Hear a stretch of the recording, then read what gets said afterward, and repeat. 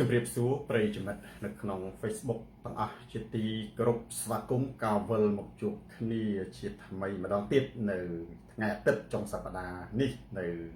ម៉ោង 9 ជប់ម៉ោងនៅក្នុងប្រទេសកម្ពុជាស្វាគមន៍ប្រិយមិត្តដែលនៅមុខថ្ងៃនេះគឺស្រមោចក្រហមទីបំផុតវិចិត្រសួនសវណ្ណតារាសង្ឃឹមថ្ងៃមួយគឹមលីអ៊ីវគូប៉ូឡែនប្រូស្នាចន្ទ្រីវដីលីរដ្ឋថាលើអក្សរចេះអានបាទនឹងប្រិយមិត្តជាច្រើនរូបដទៃទៀតដូចជាចន្ទាឡាំនិងលីនដាចិនដារណ្ដាកំដែលកំពុងតាមដានទស្សនាការផ្សាយផ្ទាល់នេះរាត្រីនេះខ្ញុំសូមបង្ហាញនៅកម្មវិធីក្នុងការផ្សាយផ្ទាល់នេះហុងលីទី1គឺការបង្ហាញប្រធានបទនិងគ្រឿងក្លែងទី2បកស្រាយទី3ផ្សេងប្រធានបទថ្ងៃនេះមាន2នៅតែក្តៅកគុកហើយប្រធានបទទី2រឹតតែក្តៅប៉ុន្តែមុននឹងឈានចូលទៅដល់ការបង្ហាញនៅប្រធានបទទាំងពីរនេះមកយូរអត់ share វីដេអូនេះទៅកាន់ប្រិយមិត្តដទៃទៀត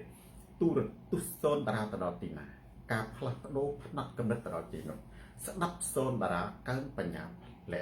ស្ដាប់ហ៊ុនម៉ាណៃអត់ទឹកដមមែនតែនស្ដាប់ហ៊ុនសែនកើតរោគចិត្តទូរទស្សន៍សូនតារាស្រាប់ខោចិនផ្ដាច់ការផ្លាស់ប្ដូរផ្នែកកំណត់ប្រធានបទទី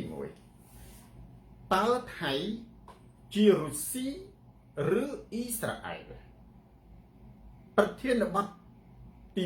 1ខ្ញុំនឹងនិយាយបន្ថែមទៅនឹងសំណូមពរលើចៅតារបស់បងប្អូនផងនិងព័ត៌មានអាប់ដេតឬក៏គេ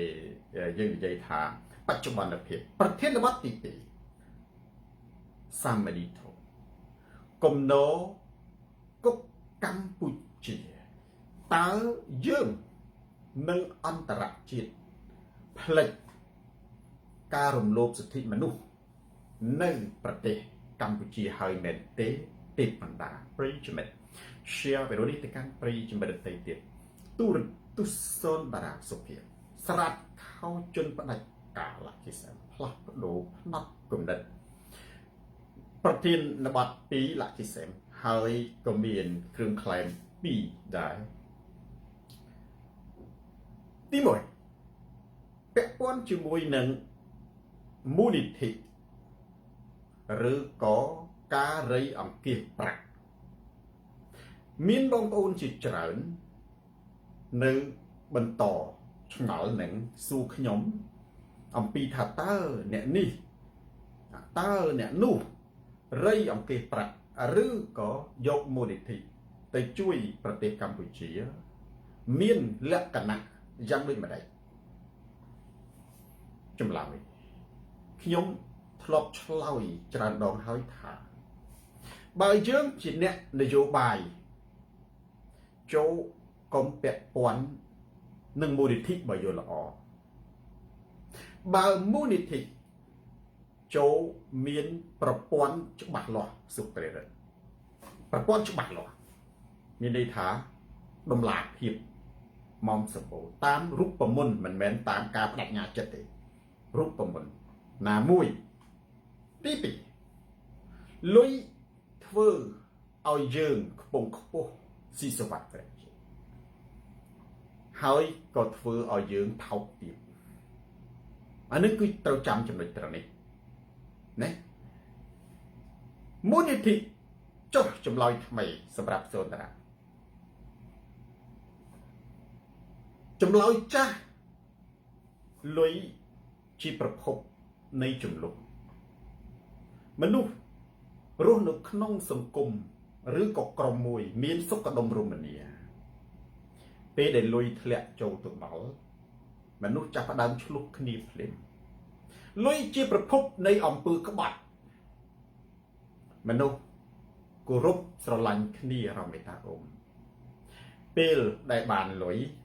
ចាប់ផ្ដើមមានការលួចលាក់គ្នាការលួចលាក់កັບកេងបន្លំជាប្រភពនៃជំលោះរហូតដល់មើលមុខគ្នាលែងចំលុយរីដាលីណាចនាត្រូវប្រយ័ត្នជាមួយវាអានេះគឺនិយាយមេរៀនចាស់ឥឡូវ និយាយអំពីមេរៀនថ្មីឆ្លើយទៅនឹងសំណួរបងប្អូនមួយចំនួនខ្ញុំសួរវិញថាសៀនកម្ពុជាតើមូលនិធិអាចជួយប្រទេសកម្ពុជាបានដែរឬទេមុននឹងយើងបង្កើតមូលនិធិរៃអង្គាសប្រាក់ដើម្បីជួយប្រទេសកម្ពុជាយើងត្រូវសួរថាតើយើងអាចជួយប្រទេសកម្ពុជាបានដែរឬទេខ្ញុំមើលឃើញជាច្រើនសាវិតថាមនុស្សដែលគួរជួយបែរជាបោះបង់មនុស្សដែលមិនគួរជួយបែរទៅជាជួយអានេះនៅក្នុងពុទ្ធសាសនាគេហៅថាការធ្វើបុណ្យខ្វះបញ្ញាធ្វើបុណ្យខ្វះបញ្ញាហ្នឹងគេតាមទំនោរតាមភាពជោធ្វើបុណ្យត្រូវបញ្ញាហ្នឹងថាបុគ្គលដែលជួយឲ្យកើតជាប្រយោជន៍ថៃសានលីមែនទេតែបុគ្គលណាដែលយើងជួយឲ្យកើតជាប្រយោជន៍បុគ្គលណាដែលយើងជួយគ្រាន់តែបំពេញនៅសេចក្តីស្រេកឃ្លាននិងបំពេញនៅសេចក្តីត្អូញត្អែអានេះជាចំណុចមួយណាបងប្អូនណាយ៉ាងនេះគឺជាធីបហ្នឹងសារៈជាគំនិតមួយសម្រាប់ឲ្យបងប្អូនហ្នឹងពិចារណានៅក្នុងចំណុចហ្នឹងមែនទេលុយមានសារៈសំខាន់ណាស់បើយើងប្រើខុសវានឹងបង្កើតនៅការបោកប្រាស់ខ្ញុំមើលឃើញជាច្រើនដែលថា Andrew Justin មនុស្សខ្លះជួយប្រើប្រាស់លុយចំពោះមនុស្សដែលមិនគួរជួយហើយមនុស្សដែលត្រូវជួយនឹងយកចិត្តទុកដាក់គឺត្រូវបានគេបំភ្លេចចោលអានេះគឺជារឿងសំខាន់ដែលបងប្អូនត្រូវចោទសួរខ្លួនឯងថាមុននឹងយើងចង់ធ្វើមូលនិធិឬក៏ចង់ការរៃអង្គាសប្រាក់តើយើងបានចាប់ផ្ដើមសួរសំណួរដូចសនរាហើយចាំនៅរាល់រូបមន្តនិងទ្រឹស្ដីរបស់សនរាដែរទេសនរានិយាយនេះគឺដើម្បីការពារបងប្អូនណាបងប្អូនចូលទៅក្នុងកូនសិស្សសនរាធ្លាប់សួរខ្ញុំរឿងមូលនិធិចេះមូលនិធិចុះហ្នឹងខ្ញុំឲ្យយោបល់ហ្នឹងគឺគាត់ចាប់ផ្ដើមដូរចិត្តហេតុអីគឺខ្ញុំស្រឡាញ់គាត់ខ្ញុំមិនចង់ឲ្យអ្នកណាម្នាក់អ៊ីសានទៅប្រែថោកទៀតទៅសាលលុយតែបើសនរាមិនឲ្យយោបល់មិននិយាយមានន័យថាខ្ញុំអត់អីទេអ្នកហ្នឹងគឺធ្វើទៅប៉ុន្តែបើអត់ជឿសនរាលីតែជាទូបើអត់ជឿសនរាណាធ្វើដូចសនរាទៅធ្វើឲ្យខុសពីហ្នឹងទៅចំណុចមួយចឹងចម្លើយចុងក្រោយចេញហូកូឡុំប៊ើសបើយើងទី1តើមូលនិធិអាចជួយប្រទេសកម្ពុជាបានដែរឬទេសំណួរនេះយើងត្រូវឆ្លើយសិនណាបើយើងចង់ជួយប្រទេសកម្ពុជាឡើងខាងតើយើងត្រូវធ្វើយ៉ាងដូចម្តេចលីដាចិនដាចម្លើយរបស់សូនតារាឲ្យខ្លីណាមូលនិធិសពថ្ងៃអាចជួយបុគ្គលនិងសម្រាលទុក្ខលំបាកមនុស្សមួយចំនួនប៉ុន្តែมันអាចជួយប្រទេសកម្ពុជាបានទេយើងធ្វើមូលនិធិកាន់តែច្រើនគឺយើងមិនបានទៅកែប្រែសង្គមកម្ពុជាដើម្បីជួយប្រទេសកម្ពុជាគឺយើងត្រូវតែរួមកម្លាំងគ្នាសាមគ្គីគ្រប់ទិសទីទាំងអស់ដើម្បីផ្លាស់ប្ដូររបបផ្ដាច់ការស្ដារលទ្ធិប្រជាធិបតេយ្យនៅក្នុងប្រទេសកម្ពុជាមានតែការស្ដារលទ្ធិប្រជាធិបតេយ្យនៅក្នុងប្រទេសកម្ពុជាទេទើបអាចជួយប្រទេសកម្ពុជាបានបងប្អូនមិនជឿសនរាបងប្អូនបង្កើតមូលនិធិរៃលុយដើរច្រៀងដើររាំដើររៃលុយហើយបងប្អូនបាន$10 លានក៏ដោយបងប្អូនយកទៅជួយប្រទេសកម្ពុជាមិនអាចកែប្រែអីបានទេបើកាលណាប្រទេសកម្ពុជានៅតែដឹកនាំដោយរបបផ្ដាច់ការហ៊ុនចន្ទឡាំអានេះជាសម្ដីរបស់សូនអ្នកណាមើលឃើញខុសពីហ្នឹងថាអាចយកលុយ1 លាន10 លានទៅអាចកែប្រែប្រទេសកម្ពុជាបានចូលអ្នកធ្វើទៅចាស់តែខ្ញុំថាមិនបានទេបើយើងមានចិត្តធូរធារយើងជួយមនុស្សដែលគួរជួយបានបុណ្យយើងសម្លឹងឃើញឧទាហរណ៍នៅក្នុងប្រទេសកម្ពុជាមែនទេអ្នកណាដែលជាមនុស្សគួរជួយឧទាហរណ៍ថាយុវជនបរិស្ថានមែនទេឧទាហរណ៍ថាអ្នកដែលកំពុងតស៊ូនៅក្នុងប្រទេសកម្ពុជាអ្នកជាប់គុកមែនទេឧទាហរណ៍ថាអ្នកក្រៅប្រទេសក៏ដោយ ដែលកំពុងតែកាន់ដាវកំពុងតែគេហៅថាកាន់តុងតស៊ូដើរទៅមុខប្រឆាំងទៅនឹងរបបផ្ដាច់ការអានឹងសិតបានប៉ុណ្ណាអានឹងគឺជាការពិតណាបងប្អូនណាដែលខ្ញុំថាឲ្យបងប្អូនយើងបើថាមានស្ដានចិត្តតិចតួចនឹងគ្នាយើង2 3នាក់5នាក់មិនបាច់បង្កើតទៅជាអង្គការចាត់តាំងមានក្រុមមានមូលនិធិមានរៃមានដើរជុំវិញពិភពលោករៃនឹងយកលុយមកបងប្អូនស្ពាយលុយនឹងក៏ឆ្លោះគ្នាងាប់មក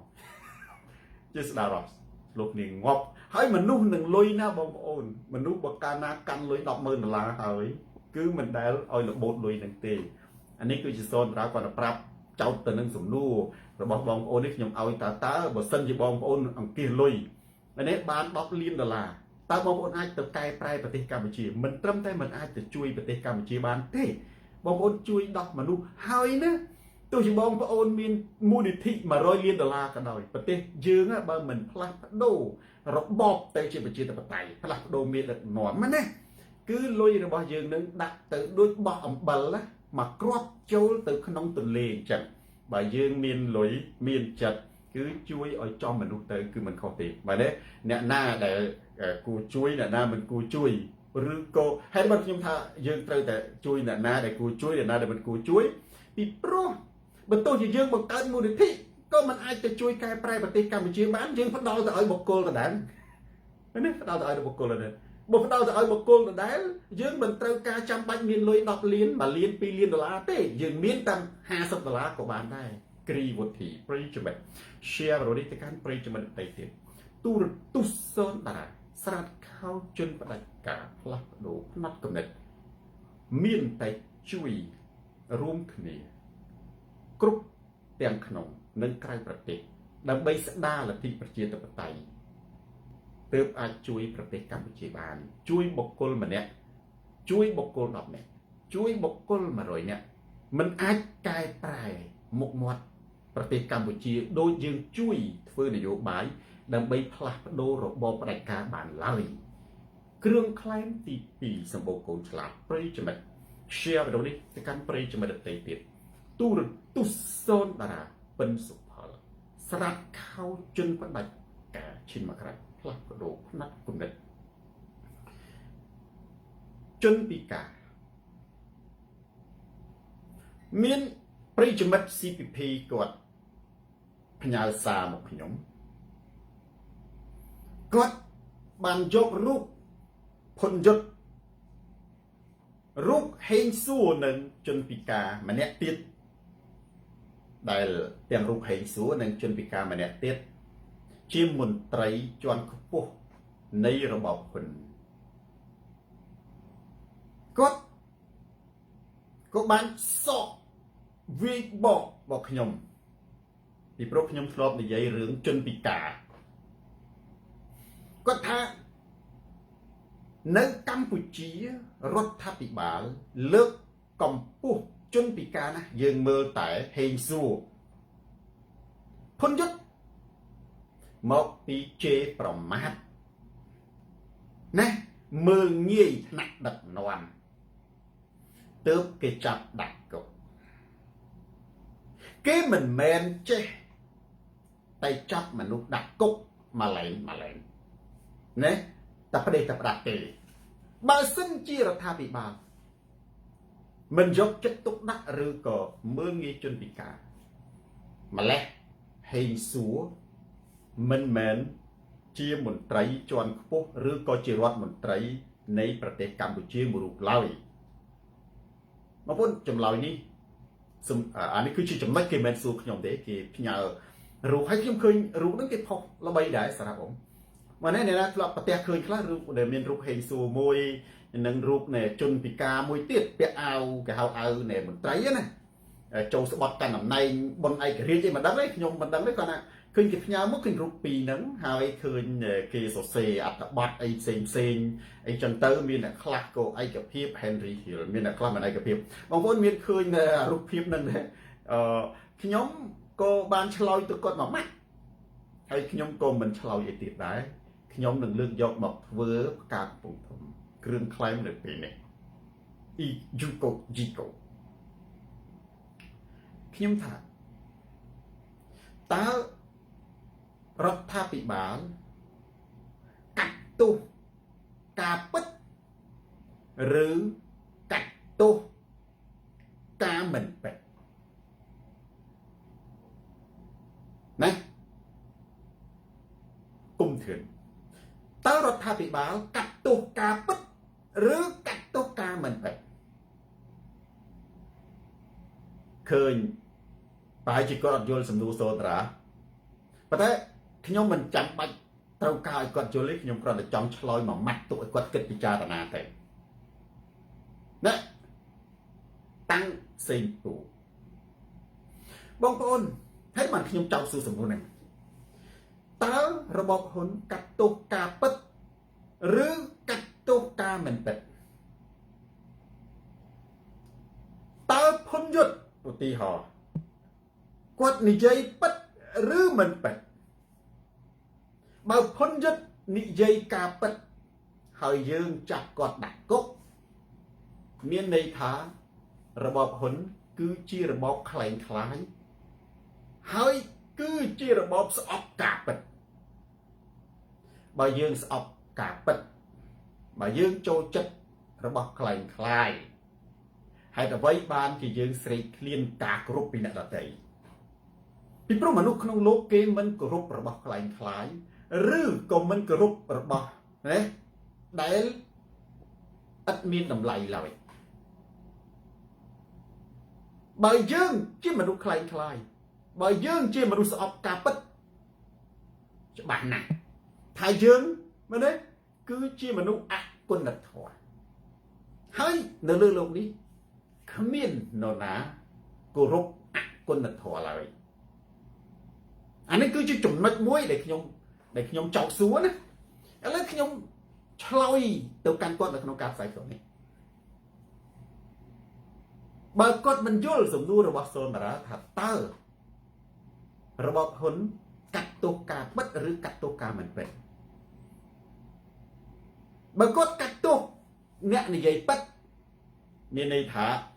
របបហ៊ុនគឺជារបបខ្លែងខ្លាយអមនុស្សធម៌ហើយបើយើងជាមនុស្សខ្លែងខ្លាយអមនុស្សធម៌ហេតុអីបានជាយើងស្រេកឃ្លានទាមទារឲ្យអ្នកដទៃនឹងគោរពថាយើងជាមនុស្សមានគុណធម៌ហេតុអីបានជាយើងប្រឆាំងណាទៅនឹងការមើលងាយរបស់អ្នកដទៃបើយើងជាមនុស្សខ្លែងខ្លាយជាមនុស្សអមនុស្សធម៌យើងសមនឹងទទួលបានការប្រមាថមើលងាយគឺមិនខុសទេអាហ្នឹងគឺអញ្ចឹងថាមនុស្សថោកទាបប្រព្រឹត្តអំពើថោកទាបនឹងមិនទទួលបានសេចក្តីគោរពទេគឺទទួលបានសេចក្តីមើលងាយនឹងឯងអាហ្នឹងឆ្លើយសំណួរហ្នឹងប៉ុន្តែបើសិនជាសួរថាផុនយុទ្ធនឹងនិយាយខុសតើមនុស្សគ្រាន់តែនិយាយខុសបើយើងនិយាយអំពីច្បាប់នៅក្នុងប្រជាជាតិកម្ពុជាតើមានច្បាប់ណាចាប់មនុស្សនិយាយខុសដាក់គុកឃើញទេនៅលើโลกនេះគ្មានក្រៅតែពីរបបហ៊ុនក្រៅតែពីរបបហ៊ុនណាគ្មានរបបណាដែលចាត់ជន់ពីការសម្ដែងមតិដាក់គុកឡើយអត់មានទេអានេះបើមានចូលរកឲ្យឃើញមួយណាបើមានចូលរកឲ្យឃើញមួយហើយផ្ញើសារមកខ្ញុំឥឡូវនេះនៅគ្រប់គណៈបកប្រជាជនទាំងអស់ហ្នឹងតើនៅលើពិភពលោកយ៉ាងនេះធ្លាប់ឃើញរបបណាមួយដែលចាប់ជន់ពីការសម្ដែងមតិដាក់គុកខ្ញុំថាមានតែរបបហ៊ុនសែនមួយគត់ពីព្រោះគាត់ពិការអារម្មណ៍គាត់ភ័យខ្លាចដល់កម្រិតកំពូលហើយបើយើងនិយាយអំពីច្បាប់នៅក្នុងប្រទេសកម្ពុជាមនុស្សដែលជាប់គុកដែលយើងនិយាយថាចុះលើកលែងតែអ្នកនោះជេរប្រមាថព្រះមហាក្សត្របាទនេះឬក៏អ្នកនោះត្រូវទទួលពិន័យពីបទបរិហាគេបើអ្នកនោះជេរប្រមាថបុគ្គលឯកជនមានន័យថាបុគ្គលមិនមែនជាសាធារណៈទេបុគ្គលសាធារណៈឧទាហរណ៍ដូចជាមន្ត្រីរាជការនាយករដ្ឋមន្ត្រីគឺជារឿងធម្មតានៅលើពិភពលោកយើងនេះគេប្រទេសដែលកាន់ប្រជាធិបតេយ្យគេធ្វើបាន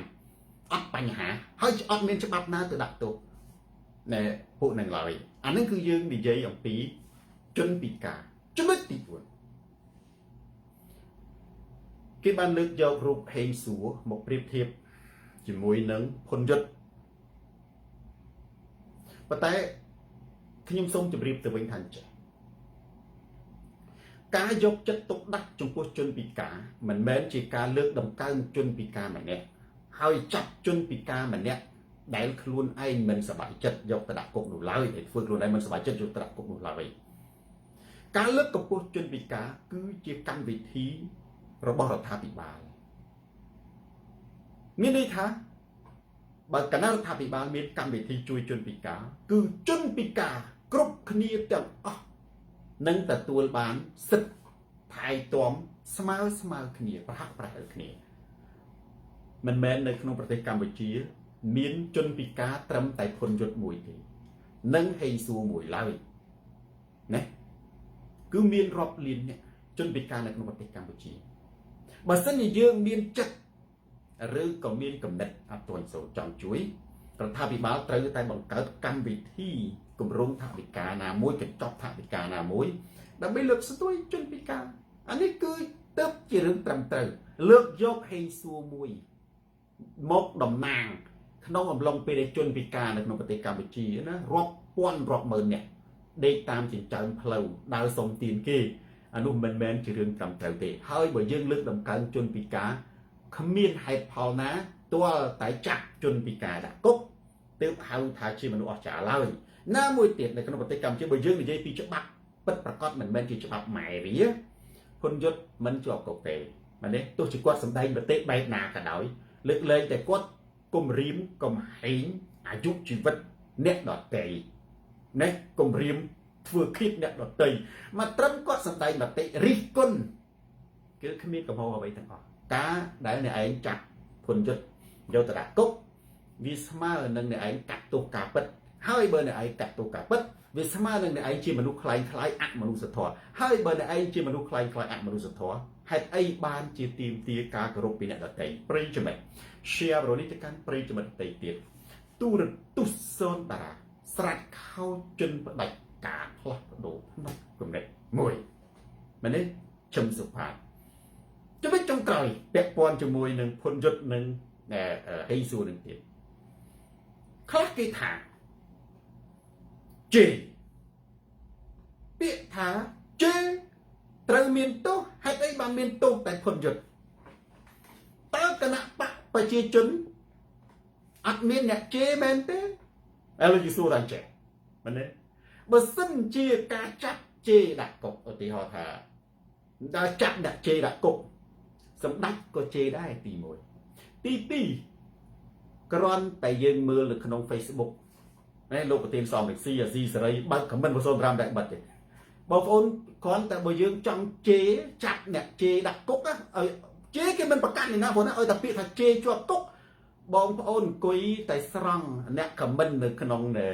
ទូរទស្សន៍សូនតារាឥឡូវនេះបងប្អូនអង្គុយអាញាធរកម្ពុជាណារបបហ៊ុនណាអាលាក់មកគោលអង្គុយមើលវាចង់ចាក់អ្នកជេដាក់គុកមិនបាច់ចាំទៅមើលជនពិការពុនយុទ្ធទេអង្គុយតែមើល Facebook សូនតារាហ្នឹងណាគាត់តែឈ្មោះអាអ្នកចូលជេហ្នឹងដាក់គុកទៅណាអស់សង់គុកកម្ពុជាណែកែប្រែគុកអាគារនៅពេទ្យចិនណាអាគារ52ជាន់60ជាន់ហ្នឹងណាសុខាគមអង្គុយកាត់អាអ្នកជេសូនតារានេះយកទៅណាអស់បើសិនជាជេជាប់គុកអាហ្នឹងណាសួងជៀនបើសិនជាជេជាប់គុកយើងមិនចាំបាច់ទៅមើលភុនយុទ្ធទៅអីមែនទេអង្គុយមើលតែ Facebook សូនតារាអង្គុយកាត់តែសម្ដីអាអ្នកជេហ្នឹងយកទៅដាក់គុកឯណាអស់យើងវាអន់មែនទេយើងវាទុនខ្សោយយើងជារដ្ឋាភិបាលមួយប៉ុណ្ណានៃទៅឆ្លោះជាមួយជនពិការលូនដីណាទៅចាប់ជនរងគ្រោះទៅចាប់ជនស្លូតត្រង់ដាក់គុកហើយយើងតាំងខ្លួនជាមនុស្សដែលមានគុណធម៌ទាមទារការគោរពទាមទារសេចក្តីថ្លៃថ្នូរថាអញថ្លៃថ្នូរណាប៉ះមិនបានតែខ្លួនឯងធ្វើរឿងថោកទាបប្រិយមិត្ត share រនេះទៅកាន់ប្រិយមិត្តទៅទៀតចនសាន់ផាន់ទូរទស្សន៍សូនតារាស្រាច់ខោជនផ្ដាច់ការផ្លាស់ប្ដូរផ្នែកគំនិតនេះណែអង្គុយកាត់មកនេះឥឡូវខ្ញុំអត់មើលខមមិនឃើញទេខ្ញុំព្រិលតែណាមួយខ្ញុំអានខ្ញុំដាក់ស្គាល់ឈ្មោះខ្លះមែនទេប៉ុន្តែបើខ្ញុំឲ្យយោបល់ទេអ្នកណាចង់ចាប់អ្នកជេចូលទៅមើលតែវីដេអូសូនតារាទៅពេលផ្សាយផ្ទាល់ហ្នឹងយកដាក់គុកឯណាអស់បើថាជេជាប់គុកហ្នឹងប្រធានបទទី1ថ្ងៃនេះខ្ញុំចេះតែនិយាយថាផ្សាយផ្ទាល់1ម៉ោងសុកណាំ ប៉ុន្តែចេះតែនិយាយជក់ភ្លេចមើលទៅ1 ម៉ោងកន្លះមកបងរាល់ថ្ងៃតាមពិតគោលបំណងរបស់ខ្ញុំនឹងគឺខ្ញុំអត់និយាយផ្សាយផ្ទាល់នេះណាទៅដល់1 ម៉ោងកន្លះទេពីព្រោះខ្ញុំកាត់បន្ថយខ្ញុំចង់ធ្វើឲ្យកម្មវិធីកែប្រែដែលខ្ញុំធ្វើបច្ចុប្បន្នភាពនឹងស៊ីថាកម្មវិធីការផ្សាយផ្ទាល់របស់ខ្ញុំនឹងឲ្យនៅត្រឹម1 ម៉ោងខ្ញុំនិយាយជួយប៉ុន្តែឥឡូវបដ ாய் តាមកម្មចុះថ្ងៃនេះខ្ញុំថានៅនិយាយឲ្យបានត្រឹម1 ម៉ោងទេប៉ុន្តែបើសិនជាវាជក់អារម្មណ៍បងប្អូនយើងទៅប្រគុណកាន់ទូរស័ព្ទទៅហើយអានឹងគឺ1 ម៉ោងកន្លះតាមកម្មវិធីបុរាណប្រធានបទទី1តើថៃជារុស្ស៊ីឬអ៊ីស្រាអែលហើយយើងនិយាយជ្រៅបន្តិចអ៊ុយសខនខ្ញុំចង់សួរបងប្អូនដែរហើយខ្ញុំអានខមមិនបងប្អូនបន្តិចចូលបងប្អូនឆ្លើយសំណួរនេះគឺផ្ទៀងផ្ទាត់ជាមួយនឹងសូនតារាអត់មានអ្នកណាបាន100បន្ទុកឬ0បន្ទុកអីទេខ្ញុំចង់ដឹងតើកូនសិស្សសូនតារានឹងមានគំនិតនិងទស្សនៈយ៉ាងដូចម្ដេចដែរតោះចាប់ផ្ដើមឆ្លើយបងប្អូនណាកុំឆ្លើយវែងខ្ញុំភ្នែកព្រិលទេបងប្អូនអត់យកវ៉ែនតាមកទេស្រីឡៃស្ទឹងត្រៃបងប្អូនខមមិនវែងគឺខ្ញុំមើលតែបន្តិចព្រិលជាប់មើលអត់ដាច់ទេណាអញ្ចឹងបើខ្ញុំសួរសំណួរថាតើថៃចង់តាំងខ្លួនជារុស្ស៊ីឬអ៊ីស្រាអែលបងប្អូនគ្រាន់តែសរសេរថារុស្ស៊ីឬអ៊ីស្រាអែលបានណាបើអាតធីយូបាទតាំងខ្លួនជារុស្ស៊ីបាទម្នាក់ថៃសានលី2 ម៉ោងបាទបងប្អូននឹងកតាលើគ្រូ2 ម៉ោងមិន1 ម៉ោងទេ1 ម៉ោងកន្លះកាត់បន្ថយមានអ្នកតវ៉ាទៀតកូនព្រះអាទិត្យណាពូមានអីថាថ្មីរុស្អូនីកាបាទរុស្ស៊ីដាងខាវរុស្ស៊ីតារាសវណ្ណរារុស្ស៊ីរមេតារុស្ស៊ីរិនដាគឹម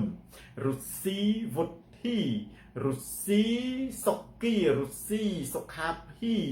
បាទរុស្ស៊ីសាន់ដ្រាយុកអ៊ីស្រាអែលថៃសានលីថ្ងៃរះនិងផ្កាកំពង់ធំរុស្ស៊ីសុគន្ធាប៊ុនអ៊ីស្រាអែលប៉ាហេងណាខៀវកឹមណារ៉ារុស្ស៊ីភាគច្រើនបងប្អូនយើងថារុស្ស៊ីបាទបើសម្រាប់សូនតារាថៃចង់តាំងខ្លួនទាំងពីរចង់ធ្វើដូចអ៊ីស្រាអែលផងចង់ធ្វើដូចរុស្ស៊ីផងប៉ុន្តែបងប្អូនយើងថារុស្ស៊ីគឺស្របនឹងចិត្តសូនតារាច្រើនមែនទេគ្រាន់តែនិយាយថាចង់ធ្វើដូចប៉ុន្តែតើថៃដូចរុស្ស៊ីដែរទេឬក៏ថៃដូចអ៊ីស្រាអែលដែរទេកៅខុនហើយយើងត្រូវសួរសំណួរថៃចង់តាំងខ្លួនជាអ៊ីស្រាអែលឬរុស្ស៊ីមានន័យថាថៃចង់តាំងខ្លួនទាំងពីរចង់ធ្វើជាបងធំមហាអំណាចនៅអាស៊ានណាប្រមាថមើលងាយម៉ាឡេស៊ីបើកណាថៃចង់តាំងខ្លួនជាបងធំពន្លក SK នៅអាស៊ានមានន័យថាថៃបានណាបានប្រមាថមើលងាយម៉ាឡេស៊ីឥណ្ឌូនេស៊ីវៀតណាមហ្វីលីពីនសិង្ហបុរីមានន័យថាប្រទេសអាស៊ានទាំងអស់ត្រូវបានថៃប្រមាថមើលងាយណាឥឡូវខ្ញុំវែកញែកនីមួយហើយខ្ញុំនឹងនិយាយរឿងមួយមុននឹងខ្ញុំវែកញែកថាចុះឥឡូវកុំអាលនិយាយរឿងហ្នឹងខ្មែរយើងត្រូវតាំងខ្លួនយ៉ាងដូចម្ដេចបើថៃតាំងខ្លួនជារុស្ស៊ីនិងអ៊ីស្រាអែលតើខ្មែរយើងនឹងតាំងខ្លួនជាហ្គាហ្សាឬក៏ខ្មែរយើងតាំងខ្លួនជាអ៊ុយក្រែនមិនមែនទេអានឹងខុសមែនទេអានឹងខុសការតាំងខ្លួនធ្វើជាបងធំនៅអាស៊ីនៅអាស៊ានគឺជាចរិតនេះគំនិតសុខរបស់ថៃតែប៉ុណ្ណោះខ្មែរយើងខ្ញុំនិយាយកាលពីសម័យ3ចំណុចសំខាន់បងប្អូនណាចាំទេដើម្បីឆ្លើយតបទី1គឺ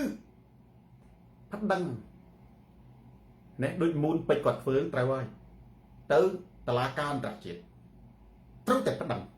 ICJ មិនផដឹងមិនបានទេពីព្រោះកម្លាំងអាវុធកម្លាំងទ័ពយើងប្រហាក់ប្រហែលថៃ ប៉ុន្តែកម្លាំងអាវុធយើងណាមិនដល់ថៃទេសពីវុធបច្ចេកវិទ្យាទំនើបគួយវិញទី2គឺប្តឹងទៅម្ចាស់ហត្ថលេខីទាំង18ប្រទេសកិច្ចព្រមព្រៀងសន្តិភាពក្រុងប៉ារីសទី3ពង្រឹងវិស័យយោធាឲ្យខ្លាំងទប់ឲ្យជាប់ពង្រឹងវិស័យយោធាទប់ឲ្យជាប់បើយើងទប់ជាប់ថៃមកប៉ុន្តែខ្ញុំរំលឹកមេរៀនកាពីសម័យដើម្បីវាយលុកប្រទេសកម្ពុជាត្រូវចំណាយច្រើនណាស់ទី1ចំណាយប៉ះពាល់ជាមួយចិននៅក្នុងប្រវត្តិសាស្ត្រទី2ចំណាយអមិត្តជាមួយអាមេរិកទី3ចំណាយបាត់បង់ទំហំសេដ្ឋកិច្ចជាមួយកម្ពុជាទី4ចំណាយបាត់បង់ពន្ធជាមួយអាមេរិកទី5អាចចំណាយរឿងអមនុស្សធម៌ទេសចរមួយចំនួនដែលមានឧត្តមគតិអាចងាកពីការទៅទេសចរនៅស្រុកថៃណាម៉ាក់អាទូអានេះគឺថៃត្រូវចំណាយច្រើនណាស់ប៉ុន្តែបើថៃធ្វើបានជោគជ័យស្អែកប្រជាជនថៃនឹងអបអរសាទរមែនទេហើយរដ្ឋាភិបាលថៃស្រីពៅគ្មានកំហុសទេប៉ុន្តែបើយើងដែលខ្ញុំនិយាយ3ហ្នឹងណាប្តឹងទៅអន្តរជាតិថាណាប្តឹងទៅអន្តរជាតិ ICJ កិច្ចព្រមព្រៀងសន្តិភាពក្រុងប៉ារីសនិងពង្រឹងវិស័យទ័ពបើទុកបានមួយឆ្នាំ2ឆ្នាំពេលនោះបងប្អូនមើលការចំណាយរបស់ថៃធំណាស់ប្រជាជនថៃនឹងបះបោទូទាំងប្រទេសប្រជាជនថៃនឹងបះបោទូទាំងប្រទេសពីព្រោះវាជាការខាតបង់វាជាការធ្វើឲ្យថៃខាតបង់អានឹងខ្ញុំនិយាយថាបើយើងទុកជាប់មែនទេបើថៃជោគជ័យគឺមានន័យថាអាការចំណាយនឹងអត់ខាតទេអាការចំណាយអីទាំងអស់ហ្នឹងមែនទេអញ្ចឹងអានឹងជារូបមន្តនៅដដែលមកវិញណារូបមន្តនៅដដែលដែលបើចង់សួរថាសូមតារានិយាយតែពីបញ្ហាមិននិយាយពីដំណោះស្រាយមិនច្បាស់ទុកឲ្យជាប់មែនទេបើយើងទុកជាប់គឺមានន័យថាថៃខាតធំមែនទេហើយហេតុអីបានទីខ្ញុំនិយាយទី1ប្តឹងទៅកិច្ចព្រមព្រៀងប្តឹងទៅតុលាការអន្តរជាតិ ICJ ចន្ទសន្តានាពីព្រោះឡាយម៉ងដើម្បីបណ្ដេញកងទ័ពថៃដែលឈរជើងនៅលើប្រាសាទខ្មែរត្រឡប់ទៅវិញដោយបកកោណានរោត្តមសីហនុបណ្ដេញកងទ័ពសៀមឈរជើងនៅប្រាសាទព្រះវិហារត្រឡប់ទៅវិញមានតែច្បាប់មិនមែនច្បាប់បងប្អូនចាំពាក្យនេះមានកម្ពុជាយើងនេះប្រើច្បាប់មិនមែនច្បាប់មានតែច្បាប់អន្តរជាតិឲ្យពិភពលោកទទួលស្គាល់ដែនអធិបតេយ្យភាពប្រទេសកម្ពុជានិងទទួលស្គាល់ការរំលោភរបស់ថៃជាបឋមត្រូវឲ្យពិភពលោកទទួលស្គាល់ដែនអធិបតេយ្យភាពប្រទេសកម្ពុជានិងឲ្យពិភពលោកទទួលស្គាល់ការរំលោភរបស់ថៃវាទាល់តែគេទទួលស្គាល់ពិភពលោកថាដែនអធិបតេយ្យភាពប្រទេសកម្ពុជានៅកន្លែងណាហើយគេទទួលស្គាល់ថាថៃរំលោភឈ្លានពានទើបពិភពលោកអាចឲ្យដាក់ទណ្ឌកម្មឬក៏អន្តរជាតិទាំងមូលស្នើជំរុញដាក់សម្ពាធបង្ខំឲ្យថៃដកទ័ពចេញពីទឹកដីកម្ពុជាក្រៅពីនឹងក៏ភ្លើងអាការរបស់យើងក៏ភ្លើងអាការក្របបីយើងមិនអាចទៅបង្ខំឲ្យថៃដកទ័ពចេញពីទឹកដីកម្ពុជាបានឡើយអញ្ចឹងបានតែខ្ញុំថាអា3ហ្នឹងគឺប្តឹងខ្ញុំនិយាយជាមួយប្តឹងទៅតុលាការអន្តរជាតិ ICJ ព្រមព្រៀងសន្តិភាពក្រុងប៉ារីសនិងពង្រឹងកម្លាំងទ័ពទុកឲ្យជាប់ទុកអត់បាច់ច្បាំងនេះទេមែនទេអានេះគឺជាយុទ្ធសាស្ត្ររបស់សូនតារាហើយយុទ្ធសាស្ត្រផ្សេងទៀតបត់បែនទៅតាមកលៈទេសៈយើងត្រូវចោទសួរទៅថៃថាសំណាងមកសន្តិភាពឬក៏សង្គ្រាមបើថៃជ្រើសរើសយកសន្តិភាពខ្មែរបើកព្រំដែនត្រឡប់ទៅប្រាប់ប្រដីដូចឆ្នាំ2024ត្រឡប់ទៅធម្មតាវិញមែនទេប៉ុន្តែបើសិនជាជ្រើសរើសយកសង្គ្រាមយើងមិនអាចមែនទេកាត់ទឹកដីទៅឲ្យថៃបានទេហើយបើសិនជាកាត់ទឹកដីហ៊ុនសែនកាត់ទឹកដីទៅឲ្យថៃដើម្បីដូរយកសន្តិភាពសូនតារាសូមអំពាវនាវឲ្យប្រជាជនគ្រប់គណៈបកទាំងអស់ទូទាំងប្រទេសក្រោកឈរប្រឆាំងហ៊ុនសែនពីព្រោះទឹកដីនេះមិនមែនជាទឹកដីរបស់ហ៊ុនសែនទេជាទឹកដីរបស់យើងទាំងអស់គ្នាខ្ញុំថាអញ្ចឹងណាខ្ញុំថាអញ្ចឹងគឺត្រូវប្រជាជនខ្មែរអត់មានទៅទៅចូលទៅយកអីមកបាំងមុខទេបើកាត់ដីដូរយកសន្តិភាពមានចេតនាកាត់ភូមិកាត់ប្រាសាទគ្រប់ ខ្មែរគ្រប់និន្នាការនយោបាយគ្រប់កសិករគ្រប់គ្នាទាំងអស់ទាំងក្មេងទាំងចាស់ទាំងប្រុសទាំងស្រីទូទាំងប្រទេសចូលក្រោកឈរឡើងប្រឆាំងជាមួយនឹងហ៊ុនសែនកាត់ដីឲ្យបរទេសបើគាត់ការពារទឹកដីគ្រប់វិធីសាស្ត្រណាក៏ដោយសូម្បីសូនតារាឥឡូវក៏នៅជាមួយនឹងការការពារទឹកដីដែរបើហ៊ុនសែនការពារទឹកដីបរិសឿនចូលយើងនៅជាមួយហ៊ុនសែនការពារទឹកដីចុះព្រោះការពារទឹកដីជាកតាបតិចរបស់យើងទាំងអស់គ្នាសម្ដេចសៀងរតនាអានេះពិតណាស់បងប្អូនការពារទឹកដីជាកតាបតិចរបស់យើងទាំងអស់គ្នាកាត់ទឹកដីគឺជារឿងក្បត់ជាតិហើយយើងមិនត្រូវឲ្យទឹកដីរបស់យើងអ្នកណាម្នាក់មានសិទ្ធិកាត់ដីខ្មែរទៅឲ្យជនបរទេសបានឡើយវិជ្ជការនេះអានេះគឺជាសាររបស់សូនរាជអញ្ចឹងខាន់បើកវងកញ្ចក់មកខ្ញុំនិយាយត្រង់ចំណុចថាចុះសូនតារានិយាយតែពីបញ្ហាមាននិយាយអំពីដំណោះស្រាយទេមានដំណោះស្រាយរបស់ខ្ញុំសរុបសេចក្តីមកគឺ3ហ្នឹងប្តឹងនិង decamp ពង្រឹងកម្លាំងទ័ពហើយខ្ញុំនិយាយនេះគឺខ្ញុំជួយចូលរួមមែនទេដោយយោបល់ជាមួយនឹងរបបហ៊ុនដើម្បីការពារទឹកដីទេបើរបបហ៊ុនមានឆន្ទៈបដូរផ្ដាច់មែនទេបដូរផ្ដាច់ជីវិតការពារទឹកដីអានឹងគឺខ្មែរអត់មានអ្នកណាស្រីបន្ទោសទេតែការរូបភាពបែបណាក៏ដោយលាក់បាំងក៏ដោយបង្ហាញក៏ដោយការកាត់ទឹកដីដូរយកសន្តិភាពឬកាត់ទឹកដីដូរយកអំណាចការពារអំណាចចូលប្រជាជនកម្ពុជាគុំទទួលយកទឹកដីប្រទេសកម្ពុជាជារបស់ប្រជាជនកម្ពុជាហើយយើងមិនត្រូវការទឹកដីថៃទេយើងត្រូវការតែគោរពនៅច្បាប់អន្តរជាតិយើងត្រូវការតែការពារទឹកដីរបស់យើងដែលសល់បើយោងទៅតាមច្បាប់និងការក្រឹតព្រំដែនអន្តរជាតិតែប៉ុណ្ណោះយើងថ្លែងទៅកាន់ថៃយើងមិនត្រូវការទឹកដីថៃ1ចំអាម1មីលីម៉ែត្រហើយយើងក៏មិនត្រូវឲ្យបរទេសថៃយកទឹកដីយើង1ចំអាមដែរអញ្ចឹងបានជាយើងត្រូវតែធ្វើយុទ្ធនាការហ្នឹងប្តឹងដូចមូនពេជ្រក៏ធ្វើណាប្តឹងទៅតុលាការអន្តរជាតិច្បាំងឬក៏ច្បាំងទៅមិនរួចទេខ្ញុំថាចឹងទៅមិនរួចទេតែបើទប់បានយើងទប់បានមែនទេហើយរដ្ឋាភិបាលនៃកម្ពុជាត្រូវតែបង្ហាញឆន្ទៈទៅពិភពលោកថាថៃឈ្លានពានពីព្រោះថៃមិនគោរពកិច្ចព្រមព្រៀងសន្តិភាពកូឡាឡាំពួរគ្រាន់តែថៃប្រកាសទាត់ចោលកិច្ចព្រមព្រៀងសន្តិភាពកូឡាឡាំពួរចិនដាខឹមស្មើនឹងថៃប្រកាសឈ្លានពានទឹកដីកម្ពុជាបាត់ហើយបើស្ទើប្រទេសកម្ពុជាមានផែនការទៅឈ្លានពានថៃនឹងអីបើថាតើហេតុអីបានជាថៃត្រូវចល័តទាត់ត្រូវតែប្រកាសធ្វើសង្គ្រាមជាមួយខ្មែរណែ Frankie Bennett បើខ្មែរអត់ទៅឈ្លានពានថៃផងទេមានតែអ្នកដែលឈ្លានពានគេទេដែលប្រកាសធ្វើសង្គ្រាមដូចរុស្ស៊ីឬក៏មែនទេថៃតាំងខ្លួនដូចជារុស្ស៊ីចឹងបិទវងកញ្ចក់ឥឡូវយើងត្រឡប់មកវិញ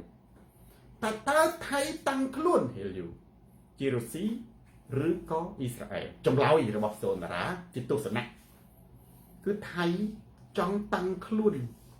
ជារុស្ស៊ីឬក៏តាំងខ្លួនជាអ៊ីស្រាអែលប៉ុន្តែខុសចំនួនសួរថាតើអាចទៅរួចដែរឬទេចម្លើយមិនអាចទេហេតុអ្វីពីព្រោះខ្ញុំនិយាយអំពីណាអ៊ីស្រាអែលមុនបុព្វហេតុនៃសង្គ្រាមអ៊ីស្រាអែលកាហ្សាគឺកើតចេញអំពីពួកហាម៉ាស់បើកការវាយលុកណាចូលប្រទេសអ៊ីស្រាអែលហើយចាក់ចំណាប់ខ្មាំងដោយសម្ដេចតេជោចាប់ឪពុកសូនតារាជាចំណាប់ខ្មាំងអញ្ចឹងមែនទេចំណុចមួយដែលហ៊ុនសែនដូចហាម៉ាស់គឺចាប់មនុស្សជាចំណាប់ខ្មាំងព្រោះហាម៉ាស់ចាប់មនុស្សជាចំណាប់ខ្មាំងពិភពលោកបានថ្កោលទោសពួកហាម៉ាស់បន្ទាប់មកអ៊ីស្រាអែលសងសឹក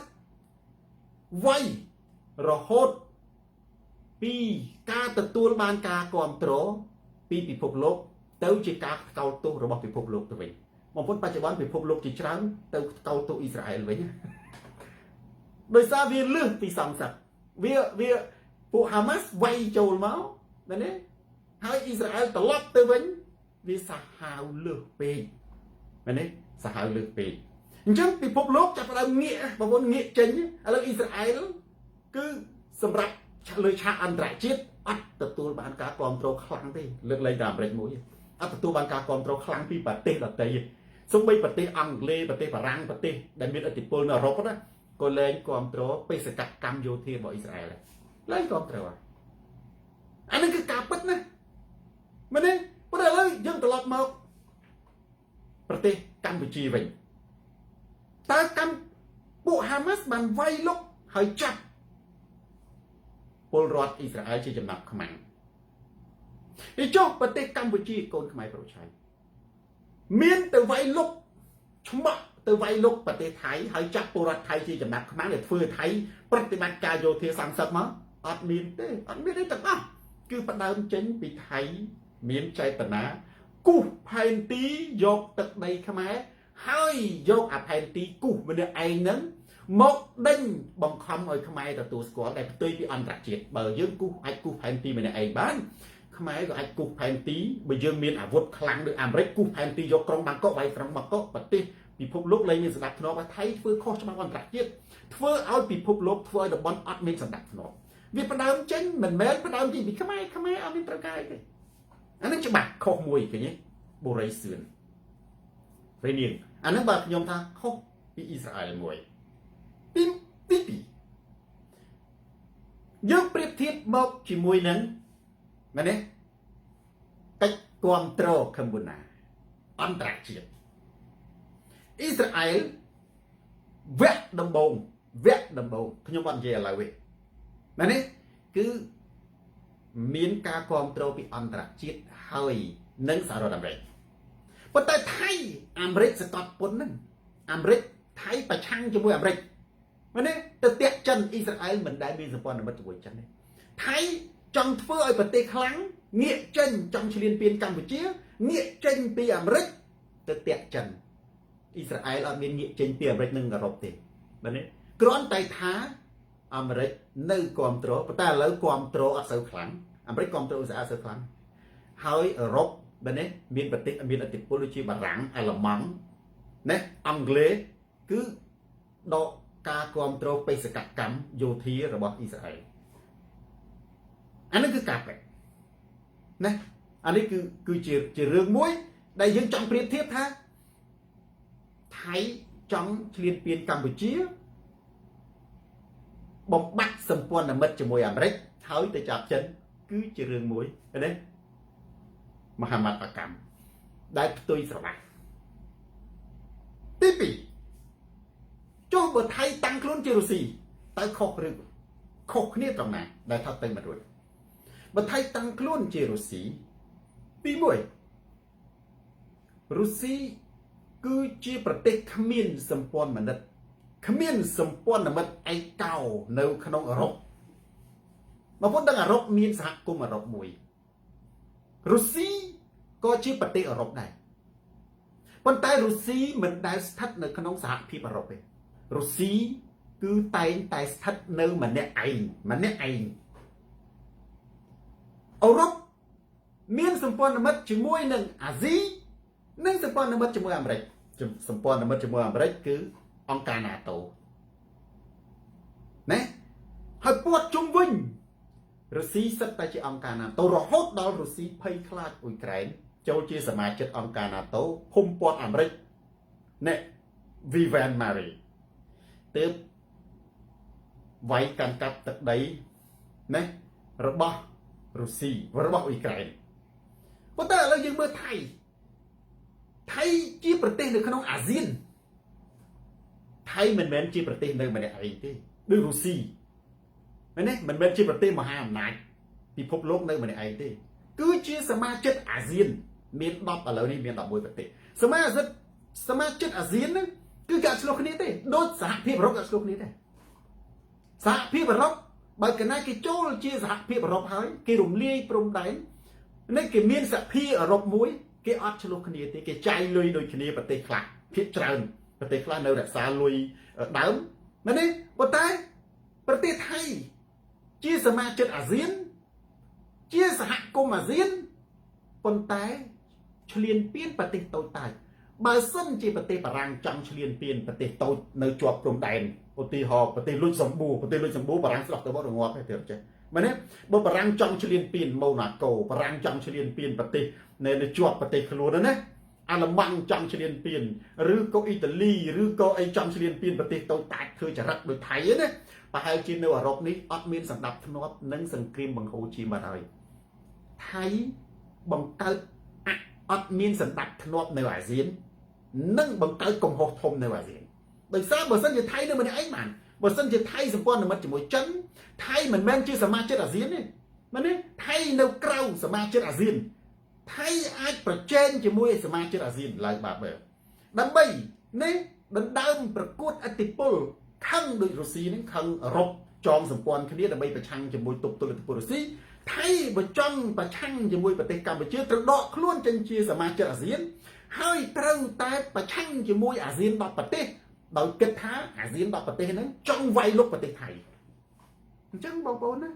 ឡូវនេះគឺខុសគ្នាឃើញទេมันអាចទៅជារុស្ស៊ីបានទេដោយសាររុស្ស៊ីម្នាក់ឯងនៅក្នុងថៃជាសមាជិកអាស៊ានដែលតម្រូវសមាជិកអាស៊ានតម្រូវឲ្យគោរពគ្នារក្សាសន្តិភាពក្នុងតំបន់ប៉ុន្តែថៃធ្វើផ្ទុយស្រឡះគឺណែចង់ខុសថៃធ្វើខុសធ្ងន់ជាមួយសហភាពអាស៊ានខុសធ្ងន់ណាស់បងប្អូនមែនទេបើឆ្លោះផ្ទៃក្នុងអត់បញ្ហាទេដូចភូមាក៏ខុសសហគមន៍អាស៊ានដែរមែនទេប៉ុន្តែវាអត់ឈ្លានពានប្រទេសដទៃការឈ្លានពានរបស់ថៃណាអាស៊ាន10ប្រទេសបើខ្ញុំយហ៊ុនម៉ាណែតខ្ញុំនឹងបញ្ចុះបញ្ចូលឲ្យអាស៊ាន10ប្រទេសហ្នឹងណាថ្កោលទោសថៃនេះថាដើរខុសស្តង់ដារអាស៊ានត្រូវឲ្យថៃដកចេញពីសហគមន៍អាស៊ានទៅដកចេញទៅបើបិទព្រំដែនដកចេញសហគមន៍អាស៊ានហ្នឹងបងប្អូនអ្វីទៅដែលហៅសហគមន៍អាស៊ានបងប្អូនមានមើលច្បាប់អាស៊ាននេះច្បាប់អាស៊ានប្រទេសដែលជាសមាជិកអាស៊ានអ្នកដែលកាន់ប៉ាសពតអាស៊ានគឺអាចដើរ10ប្រទេសដោយមិនត្រូវការវីសាបងប្អូនអាចទៅសិង្ហបុរីអាចទិញសម្បត្តិជនហោះទៅសិង្ហបុរីគ្រាន់តែបំពេញគេហៅថាបំពេញអន្តោប្រវេសន៍ណាបំពេញតម្រងអន្តោប្រវេសន៍ចូលទៅប្រហែលថ្ងៃឈ្មោះអីលិខិតឆ្លងដែនលេខប្រហែលយន្តហោះហើយត្រឡប់មកវិញណាប៉ុណ្ណឹងឯថាបងប្អូនមានចាំទេច្បាប់អាស៊ានណាលិខិតឆ្លងដែនរបស់អាស៊ានណាអាចដើរ10ប្រទេសមានវៀតណាមឡាវសិង្ហបុរីម៉ាឡេស៊ីឥណ្ឌូនេស៊ីថៃកម្ពុជាហ្វីលីពីននេះទាំងអស់ហ្នឹងដោយមិនត្រូវការវីសាឲ្យតែយើងមានលិខិតឆ្លងដែនអាស៊ានពួកចូលឡើងបិទព្រំដែនអីហ្នឹងអាហ្នឹងវាគ្រាន់តែតំណឹងមួយព្រំលិខិតនៃជីវិតណាម៉ារីយ៉ាទេពវាប្រឆាំងទៅនឹងច្បាប់អាស៊ានបាទគ្រាន់តែថៃប្រកាសបិទព្រំដែនឈ្លានពានទឹកដីកម្ពុជាមានន័យថាអាស៊ានគួរតែដកថៃចេញពីសមាជិកហើយត្រូវរួមគ្នាជាមួយកម្ពុជាដើម្បីទប់ទល់ជាមួយថៃដូចដែលសហគមន៍អ្នកអឺរ៉ុបណានេះរួមគ្នាទប់ទល់ជាមួយរុស្ស៊ីខ្ញុំស្នើឲ្យបើស្ថានភាពនឹងវាតានតឹងខ្ញុំស្នើឲ្យរដ្ឋាភិបាលកម្ពុជាធ្វើនយោបាយការទូតហ្នឹងគឺបើសិនជាថៃលែងគ្រប់ច្បាប់អាស៊ានទៅហើយបង្កអសន្តិសុខម្នាក់ឈ្លានពានវាធ្វើឲ្យរុស្ស៊ីមិនកើតរុស្ស៊ីក្រៅសមាគមវាប្រឆាំងជាមួយនឹងសហភាពអឺរ៉ុបតែបើថៃនៅក្នុងសហភាពអាស៊ានតើនៅក្នុងសមាគមអាស៊ានរឿងអីបានជាថៃធ្វើនយោបាយប្រឆាំងជាមួយនឹងគ្នាឯងមែនទេហេតុអីបានជាធ្វើនយោបាយប្រឆាំងជាមួយគ្នាឯងអញ្ចឹងណាខ្ញុំសូនតារាបើសិនជាខ្ញុំជាមេដឹកនាំខ្ញុំជានាយករដ្ឋមន្ត្រីណាខ្ញុំប្រខិតខំប្រឹងប្រែងធ្វើគោលនយោបាយមែនទេទី1ខ្ញុំប្តឹងទៅតឡាការ ICJ មិនមែនប្តឹងតែមកទេទី2ខ្ញុំប្តឹងទៅម្ចាស់តល័យកិច្ចព្រមព្រៀងសន្តិភាពក្រុងប៉ារីណាខ្ញុំធ្វើបានប្រមាណខ្ញុំយកប៉ុណ្ណឹងទី3ខ្ញុំនឹងពង្រីកសម្ព័ន្ធមិត្តយោធាមែនទេជាមួយអាមេរិកខ្ញុំត្រូវហ៊ានថាជាមួយអាមេរិកដើម្បីការពារទឹកដីជាកម្មសិទ្ធិរបស់ខ្ញុំអត់មានខ្លាចចិនថាឲ្យខ្ញុំទេព្រោះបើសិនជាចិនអាចការពារខ្ញុំបានខ្ញុំមិនថាទេអាហ្នឹងគឺខ្ញុំត្រូវតែពង្រីកសម្ព័ន្ធមិត្តយោធាខ្លាំងជាវិចិត្រសពីវុធដើម្បីការពារទឹកដីរបស់ខ្ញុំទី4ខ្ញុំនឹងធ្វើនយោបាយការទូតបញ្ចុះបញ្ចូលសហគមន៍អាស៊ានឲ្យឃើញថាថៃត្រូវត្រឡប់មកវិញត្រឡប់មកសហគមន៍អាស៊ានវិញត្រឡប់មកសមាគមអាស៊ានវិញគឺគោរពច្បាប់របស់អាស៊ានធ្វើឲ្យស តំបន់មានសន្តិភាពនិងសុវត្ថិភាពបើថៃមិនគោរពខ្ញុំស្នើឲ្យអាស៊ាននេះដែលមានចំនួនប្រមាណ9ប្រទេសបោះឆ្នោតដកថៃចេញពីសមាជិកអាស៊ានឲ្យទៅរុស្ស៊ីហើយយើងដែលជាសមាជិកអាស៊ាននឹងត្រូវរួមគ្នាកសាងទឹកដីសន្តិភាពត្រូវតែធ្វើអញ្ចឹងវិវត្តទៅរកអានឹងពីព្រោះបើអ្នកឯងចង់ធ្វើសង្គ្រាមបើអ្នកឯងចង់លេបទៅបាត់ទឹកដីប្រទេសអាស៊ានមែនទេទៅលេបទឹកដីណាមិនកើតចង់បាត់កម្ពុជាចេញពីផែនទីមិនអត់បានទេត្រូវឆ្លងសាកសពសូនតារាសិនអត់បានទេមែនទេអញ្ចឹងបើថាបើខ្ញុំជាមេដឹកនាំប្រទេសខ្ញុំធ្វើកិច្ចការហ្នឹងណាបើថៃអត់ត្រឡប់ទៅរកភាពដើមណាគឺការគោរពគ្នាគេថៃត្រូវតែដើរចេញពីអាស៊ានហើយអាស៊ានទាំង10មានកម្ពុជាវៀតណាមឡាវហ្វីលីពីនឥណ្ឌូនេស៊ីម៉ាឡេស៊ីភូមាបាទណាសិង្ហបុរីទាំងអស់ហ្នឹងណាប្រ៊ុយណេត្រូវតែយើងរួមគ្នាការពារបងប្អូនយើងឥឡូវថៃបានដើរចេញពីយើងហើយត្រូវបើថៃមិនដើរចេញដោយខ្លួនឯងបើថៃនៅតែបំពេញច្បាប់អាស៊ានប្រទេសអាស៊ានទាំង10ដែលទើបតែចូលថ្មីទីមកគួរតែបោះឆ្នោតដេញថៃចេញហើយយើងរួមកម្លាំងគ្នាទៅជា10ប្រទេសដើម្បីនេះវាលុបប្រទេសថៃវិញបើខ្ញុំសូមតារាខ្ញុំធ្វើនយោបាយនេះខ្ញុំជានាយករដ្ឋមន្ត្រីខ្ញុំធ្វើនយោបាយនេះមែនទេពីព្រោះខ្ញុំមិនសុខចិត្តឲ្យទឹកដីខ្ញុំបាត់មកចំអាមណានេះវាជាការពិតបងប្អូនវាជាការពិតដែលខ្ញុំថាបើសិនជាថៃចង់តាំងខ្លួនជារុស្ស៊ីចូលថៃដកខ្លួនចេញពីអាស៊ានទៅហើយអាស៊ានត្រូវតែការពារគ្នាត្រូវតែបង្កើតសហគមន៍អាស៊ានការពារគ្នាទៅវិញទៅមកព្រំដែនប្រទេសមែនទេរួមកម្លាំងគ្នាដើម្បីទប់ឥទ្ធិពលថៃដូចសហភាពអឺរ៉ុបណាបើជុំទប់ឥទ្ធិពលរបស់រុស្ស៊ីប៉ុន្តែចាញ់ដំណាអាស៊ានគឺអត់មានភាពស្មោះត្រង់នឹងគ្នាទេគឺបែងជើងផ្ដួលគ្នាទៅវិញទៅមកអាចចំណុចហ្នឹងដែលជាបញ្ហាខ្ញុំគិតថាបើសិនជាអាស៊ានជាប្រទេសល្អណាឃើញថៃធ្វើអញ្ចឹងមិនមែនសហគមន៍អាស៊ានហត់តាអាន់វ៉ាអ៊ីប្រាហ៊ីមទេបងប្អូនរឿងអីបានហត់តាអាន់វ៉ាអ៊ីប្រាហ៊ីមបាទណា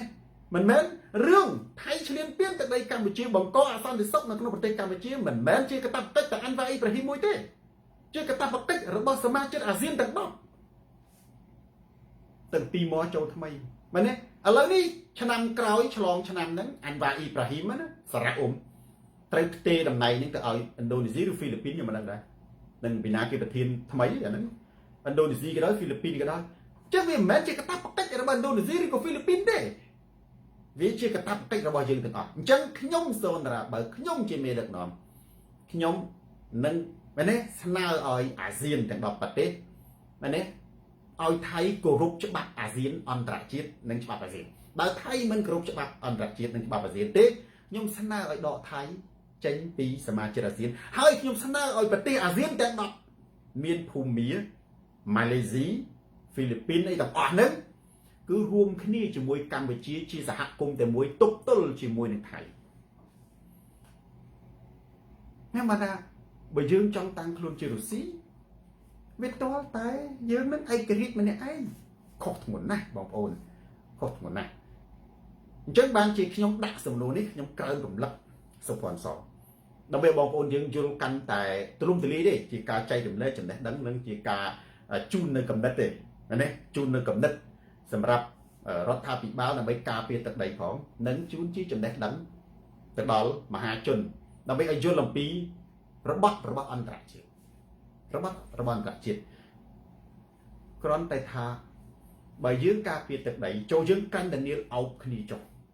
ប៉ុន្តែបើមានអ្នកកាន់អំណាចកាត់ទឹកដីឲ្យបរទេសចូលយើងទាំងអស់គ្នាក្រោកឈរណាប្រឆាំងទៅនឹងអ្នកណាដែលកាត់ទឹកដីឲ្យបរទេសយើងអត់ត្រូវការទឹកដីពីប្រទេសណាទេយើងគ្រាន់តែត្រូវការពារទឹកដីរបស់យើងរស់ក្នុងសន្តិភាព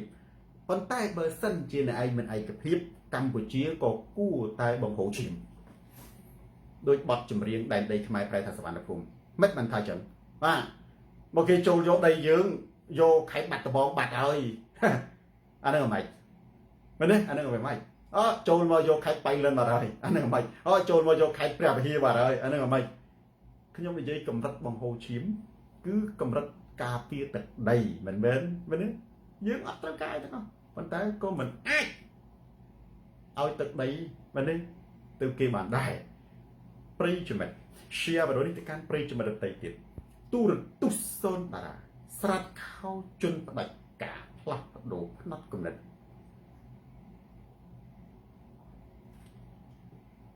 ទី2សិទ្ធិមនុស្សឥឡូវយើងត្រឡប់មករឿងគំនរគុកសិទ្ធិមនុស្សតើយើងនឹងអន្តរជាតិផ្លិចហើយឬទេការរំលោភសិទ្ធិមនុស្សចាប់មនុស្សដាក់គុកចាប់តាំងពីជនពិការចាប់តាំងពីជនគ្មានទោសកំហុសដោយឪពុកសូនតារាយកទៅដាក់គុកតើយើងឧទាហរណ៍ថាធ្វើនយោបាយយើងទប់ទល់ជាមួយបរទេសឈ្លានពានសម្ដេចសីហរតនាតើយើងនឹងយកប្រទេសកម្ពុជាប្រគល់ឲ្យហ៊ុនសែនជិះជាន់សិទ្ធិសេរីភាពមិនមែនទេបងប្អូនកុំភ្លេចការការពារទឹកដីជាកាតព្វកិច្ចរបស់យើងទាំងអស់គ្នាត្រូវបែងចែកច្បាស់មិននេះគ្រប់និន្នាការនយោបាយគណៈបកណាក៏ដោយការការពារទឹកដីគឺជាកាតព្វកិច្ចរបស់យើងទាំងអស់គ្នាមែនទេការស្ដារលទ្ធិប្រជាធិបតេយ្យនៅក្នុងប្រទេសកម្ពុជាក៏ជាកាតព្វកិច្ចរបស់យើងទាំងអស់គ្នាដែរមានតែប្រទេសមួយដែលមានគុណភាពខ្លាំងលទ្ធិប្រជាធិបតេយ្យប្រជាជនមានសិទ្ធិអំណាចគ្រប់គ្រាន់សម្រាប់ជោគវាសនាប្រទេសមួយហើយមានតែប្រទេសមួយដែលមានកម្លាំងសាមគ្គីដែលគ្រប់និន្នាការនយោបាយគណៈបកទាំងអស់អាចចូលរួមសកម្មភាពអានឹងគេហៅថាជាកម្លាំងសាមគ្គីទើបធ្វើឲ្យប្រទេសយើងខ្លាំងទើបធ្វើប្រទេសយើងខ្លាំងប្រទេសមួយដែលមានរដ្ឋាភិបាលពីរទោះបីជារដ្ឋាភិបាលមួយមិនទាន់លេចរូបរាងទទួលស្គាល់ជាអន្តរជាតិជាហោហែជាបន្តបន្ទាប់ជាផ្លូវការធំដុំប៉ុន្តែវាគឺជាមាត់ជួសរ៉ាន់ប្រសូហានិភ័យមួយដែលអាចជះឥទ្ធិពលញែកពុះប្រទេសយើងផ្នត់កំណត់ឲ្យកាន់តែខ្លាំងបើសម្រាប់សូនតារាគឺចង់ឲ្យប្រទេសកម្ពុជាមានលំហសេរីភាពនិងលទ្ធិប្រជាធិបតេយ្យមិនចង់ឲ្យមានរដ្ឋាភិបាលពីរមែនទេដូចខ្ញុំលើកឡើងបាញ់មកអញ្ចឹងកុំមើលងាយរដ្ឋាភិបាលក្រៅប្រទេសឲ្យសោះកលាក់ចាក់ស្ថានភាពប្រែប្រួលរដ្ឋាភិបាលហ៊ុនក៏អាចនឹងត្រូវបានអន្តរជាតិបោះបង់ដែរមើលមិនឃើញទេមែនទេប៉ុន្តែបើកាលណាយើងបន្តក្នុងពេលតែមួយបខំឲ្យធូបគ្នានៅបន្តការកាប់សម្លាប់រំលោភសិទ្ធិមនុស្សពេលនោះបងប្អូនណាអន្តរជាតិនឹងជួយយើងត្រឹមកម្រិតប្រទេសទេត្រឹមកម្រិតប្រទេសសម្របសម្រួលទេបងប្អូនខ្ញុំកម្រិតប្រទេសសម្របសម្រួលមានតែម៉េចមានន័យថាគេអត់គ្រប់គ្រងពេញលេញនៅរបបនៅក្នុងប្រទេសមួយអញ្ចឹងបើកាលណាគេអត់គ្រប់គ្រងពេញលេញរបបនៅក្នុងប្រទេសមួយគឺគេតាសេឡានឹងមិនលូកដៃនឹងមិនជួយយើងពេញដៃពេញជើងគឺគេគ្រាន់តែជួយសម្របសម្រួលក្នុងកម្រិតដ៏តូចបំផុតហេតុអីពីព្រោះបងប្អូនមានមើលឃើញទេការនេះដែលថៃឈ្លានពានប្រទេសកម្ពុជាបរាជ័យរបស់ហ៊ុនម៉ាណែតគឺมันអាចធ្វើឲ្យសហគមន៍អាស៊ានទាំងមូលកោតទោសដូចខ្ញុំនិយាយមិញហ្នឹងខុសណាថៃធ្វើខុសច្បាប់សហគមន៍អាស៊ានហ្នឹងបើសិនជាថៃគាត់ចង់តែវាយឈ្លានពានកម្ពុជាគាត់គួរតែដកខ្លួនចេញពីសមាជិកអាស៊ានបើគ្រាន់តែខ្ញុំនិយាយអំពីដល់ឡងនិយាយអំពីការកាន់លិខិតឆ្លងដែនប្រទេសអាស៊ានអាចចូលបាន10ប្រទេសដោយមិនបាច់មានវីសាចុះយើងបិទព្រំដែនមានន័យថាប្រទេសទាំងពីរហ្នឹងវាទៅជាសង្គ្រាមហើយវាឡើងជាសមាជិកអាស៊ានហើយជាងទូរស័ព្ទណាអញ្ចឹងបរាជ័យបើយើងមើលមកផ្លែតគេសហគមន៍អាស៊ានមិនបានថ្កោលទោសការឈ្លានពានរបស់ថៃមិនបានចាត់វិធានការការប្រេងរបស់ថៃទេបរាជ័យទី2ថៃឈ្លានពានប្រទេសកម្ពុជាបាញ់សម្លាប់ប្រជាជនស៊ីវិលអត់មានឃើញទូតណាមួយសូម្បីទូតអាមេរិកមែនទេទូតអឺរ៉ុបឬក៏សហ ភាពអឺរ៉ុបអន្តរជាតិមិត្តរបស់ហ៊ុនសែនមានទាំងចិនរហូតមានទាំងយួនដែលជាមិត្តជិតស្និទ្ធមែនទេមិត្តម៉ឺនឆ្នាំរបស់ហ៊ុនសែនផងហ្នឹងមិនទាំងថ្កោលទោសសម្ដែងសេចក្តីព្រួយបារម្ភចំពោះការឈ្លានពានរបស់ថៃផងនិយាយឲ្យខ្លីណាហេតុអីបានជាប្រទេសអាស៊ានហ្នឹងអត់ណែប្រតិកម្មទៅលើថៃពីព្រោះប្រទេសអាស៊ានខ្លះសៀងស្អាប់គឺត្រូវមើលទំនោររបស់សហភាពអន្តរជាតិសហគមន៍អន្តរជាតិបើគេសម្ដៅខ្លាំងទៅលើអង្គការសហប្រជាជាតិមើលទៅលើសហរដ្ឋអាមេរិកនិងសហភាពអឺរ៉ុបអញ្ចឹងបើសិនជាសហភាពអឺរ៉ុបសហរដ្ឋអាមេរិកអង្គការសហប្រជាជាតិមិនថ្កោលទោសប្រទេសអាស៊ានមួយចំនួនគាត់ហ៊ានដើរផ្ទុយវាហ្នឹងណាពួកខ្លះទៅតែឯងទៅវាខុសគេអញ្ចឹងហេតុអីបានជាប្រទេសយើងថៃឈ្លានពានបាញ់សម្លាប់ប្រជាជនតែបែរទៅជាអន្តរជាតិមិនថ្កោលទោសថៃសូម្បីតែមួយទាល់តែសោះគឺដោយសារតែគេស្អប់របបហ៊ុនសែនដែររឿងអីខ្ញុំនិយាយបាញ់មិញតើយើងផ្លិចណាសុមិទ្ធាឡាជការរំលោភសិទ្ធិមនុស្សហើយឬនៅការចាប់មនុស្សដាក់គុកហើយឬនៅការចាប់មនុស្សជាងគុកកោដូចភ្នំបច្ចុប្បន្ននៅក្នុងប្រទេសកម្ពុជាប្រទេសតូចតែគុកធំណាបងប្អូននៅស្រុកអឺរ៉ុបនេះគុកមួយដាក់គ្នា2 3នាក់អីទេ3នាក់អីទេនៅស្រុកខ្មែរគុកមកបន្ទប់សម្រាប់គ្នា3នាក់ដាក់គ្នា100ទៅ200នាក់ណាមនុស្សដេកឈរហ្មងណាអញ្ចឹងមានន័យថាម៉េចបើប្រទេសសន្តិភាពគឺប្រទេសនោះគុកអត់មានមនុស្សទេដោយសារតែប្រទេសនឹងអត់សន្តិភាពបានសម្បូរនរកប្រែកបានសម្បូរមនុស្សទៅដាក់គុកហើយដោយសារតែប្រទេសនឹងអត់សន្តិភាពបានជាគុកនឹងមិនមែនដាក់តែមនុស្សអាក្រក់ទេបើកម្ពុជាដាក់តែមនុស្សអាក្រក់គុកអត់ចង្អៀតទេប៉ុន្តែដោយសារតែកម្ពុជានឹងដាក់មនុស្សល្អនៅក្នុងនោះលាយឡំជាមួយនឹងមនុស្សអាក្រក់ទើបវាធ្វើឲ្យគុកនឹងវាណែនហើយនេះគុកណែនបញ្ជាក់ថាប្រទេសនឹងកំពុងតែកើតសង្គ្រាមឬអសន្តិសុខអញ្ចឹងអន្តរជាតិគេស្អប់អានឹងដែរមែនទេគេស្អប់ហ៊ុនសែនដែរទើបគេអត់មាត់បើសិនជាហ៊ុនសែនគាត់ណាមិនរំលោភសិទ្ធិមនុស្សមិនចាក់ចងដាងកើប្រហែលជាអង្គការសហប្រជាជាតិនេះឧត្តមស្នងការអង្គការសហប្រជាជាតិផ្នែកសន្តិសុខហ្នឹងក្រុមប្រឹក្សាសន្តិសុខអង្គការសហប្រជាជាតិហ្នឹងច្បាស់ជាចេញសេចក្តីថ្លែងការណ៍ព្រួយបារម្ភយ៉ាងហោចណាស់ក៏សូមឲ្យភាគីទាំងពីរហ្នឹងជជែកគ្នាដែរមែនទេអន្តរាគមដោយការទូតអត់កាន់យើងណាក៏ដោយតែអានេះអត់សោះបងប្អូនអត់សោះហេតុអីគឺបងប្អូនមានដឹងទេគឺគេស្អប់ការរំលោភសិទ្ធិមនុស្សរបស់ហ៊ុនសែនគេអត់មានផ្លេចទេរឿងហ៊ុនសែននឹងថៃជារឿងប្រទេសនឹងប្រទេសប៉ុន្តែរឿងកត្តាសិទ្ធិមនុស្សនៅក្នុងប្រទេសកម្ពុជាគឺជារឿងច្បាប់អន្តរជាតិមួយទៀតណារហូតឥឡូវនេះអន្តរជាតិកំពុងតែត្រៀមធ្វើច្បាប់គម្រាមកំហែងឆ្លងដែនទោះជាវាមិនទាន់ចេញជារូបរាងក៏ដោយខ្ញុំគិតថាថ្ងៃណាមួយវាអាចចេញជារូបរាងមានអធិពលបានវាមានអធិពលសម្រាប់យើងប្រើប្រាស់វាបានគេស្អប់អានឹងដែរអញ្ចឹងយើងកុំភ្លេចទោះបីជាយើងរួមគ្នាមិនថានិន្នាការនយោបាយណាទេដើម្បីការពារទឹកដីទាំងត្រូវតែសម្រាប់សូនតារាបើហ៊ុនសែនការពារទឹកដីខ្ញុំនៅជាមួយហ៊ុនសែនដែរនេះគ្រប់កលៈទេសៈអត់មានអីទេព្រោះគាត់ការពារទឹកដីខ្ញុំទៅប្រឆាំងគាត់រឿងអីប៉ុន្តែខ្ញុំនឹងប្រឆាំងជាមួយនឹងការរំលោភសិទ្ធិមនុស្សខ្ញុំមិនដែលបោះបង់ចោលពីព្រោះយើងមិនអាចការពារសត្រូវឈ្លានពានទឹកដីនិងកាប់សម្លាប់ជនជាតិឯងនៅក្នុងស្រុកបានទេយើងត្រូវតែរួមគ្នាបាទនេះរួមគ្នាមិនមែនតតែចូលគណៈបព្វជិជនទាំងអស់ឬក៏ចូលគណៈបកសង្គ្រោះជាតិទាំងអស់ទេគឺត្រូវតែបើកលំហឲ្យមនុស្សគ្រប់និន្នាការគ្រប់កំណត់អាចបញ្ចេញសមត្ថភាពបញ្ចេញកំណត់ទោះជាគេប្រឆាំងជាមួយនឹងឯងក៏ដោយតែឯងអត់មានសមត្ថភាពប្រជាជនដាក់បន្ទុកតែតែគេប្រឆាំងជាមួយហ៊ុនសែនណែឯងមានទៅសិទ្ធសម្រាប់អីជំនួសហ៊ុនសែនទៅសម្រាប់អញចាប់ឲ្យដាក់គុកព្រោះកណ្ដាលនឹងទទួលបានការគ្រប់គ្រងបើគេប្រឆាំងជាមួយហ៊ុនសែនអ្នកនឹងទទួលបានការគ្រប់គ្រងពីប្រជាជនមានន័យថាគេដើរត្រូវបើគេដើរខុសប្រជាជនដាក់ទោសគេទៅបើប្រជាជនគេចង់ផ្លាស់ប្ដូររបបហ៊ុនគឺគេផ្លាស់ប្ដូរតាមរយៈអ្នកដែលមានកំណត់ផ្ទុយណាវិតដាលីនពីហ៊ុនសែនហ្នឹងតើឧទាហរណ៍គេបោះឆ្នោតគ្រប់គ្រងសូនតារាដោយសារតែខ្ញុំនឹងមិនមែនជាគណៈបព្វជិជនដែរបើខ្ញុំជាគណៈបព្វជិជនគេបោះឆ្នោតគ្រប់គ្រងខ្ញុំទៅអីអាហ្នឹងជាចំណុចមួយអញ្ចឹងកន្លែងនេះណាបងប្អូនខ្ញុំគ្រាន់តែចង់រំលឹកថាចូលយើងកុំភ្លេចបងប្អូនឥឡូវយើងរៀបរាប់ប្រទេសកម្ពុជាស្ងាត់សូន្យណាស្ងាត់សូន្យ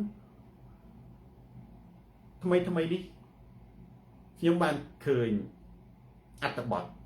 បងប្អូនយើងខ្លះសរសេរអំពីស្រុននិងសោភានិងស្រុនដែលជាអ្នកនិយាយអំពីកិច្ចព្រមព្រៀងសន្តិភាពនៅក្រុងប៉ារីមិនគួរគាត់ជាប់គុកទេបងប្អូនមិនគួរគាត់ជាប់គុកទេប្រទេសកម្ពុជាមែនទេ សម្អាតសេរីភាពអស់អាលីងសម្អាតសេរីភាពកម្ពុជាជាឧក្រិដ្ឋកម្មសិទ្ធិមនុស្សណាបងប្អូនថ្ងៃរយៈណាគឺជាឧក្រិដ្ឋកម្មសិទ្ធិមនុស្សបងប្អូនមើលសម្អាតស្អាតអស់ឥឡូវនេះសំបីតែអ្នកបញ្ចេញមតិម្នាក់ក៏អត់មានដែរបច្ចុប្បន្ននៅក្នុងប្រទេសកម្ពុជាលែងស៊ូន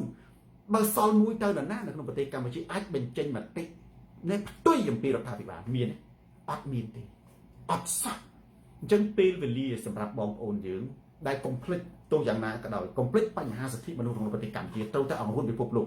បងប្អូនមើលស្រនស្រន់សោភាឪពុកសូនតារាផុនយុទ្ធយើងកុំនិយាយពីពួកអក្រិតជនការដែលហ៊ុនសែនចាត់វិធានការទៅលើអក្រិតជនគាត់បានបុណ្យគាត់ចាត់ណាចាត់វិធានការកាន់តែខ្លាំងរេណូគឺគាត់កាន់តែព្រះប្រទានពរប៉ុន្តែទេវតាព្រះជាម្ចាស់នឹងកោតទោសហ៊ុនសែនដាក់ទណ្ឌកម្មហ៊ុនសែនតែចំណុចដែលហ៊ុនសែនចាប់ជនគ្រប់ត្រង់ដាក់គុកតែប៉ុណ្្នឹងទេហើយយើងដូចគ្នាជាប្រជាពលរដ្ឋខ្មែរយើងកោតទោសហ៊ុនសែនយើងកោតទោសហ៊ុនម៉ាណែត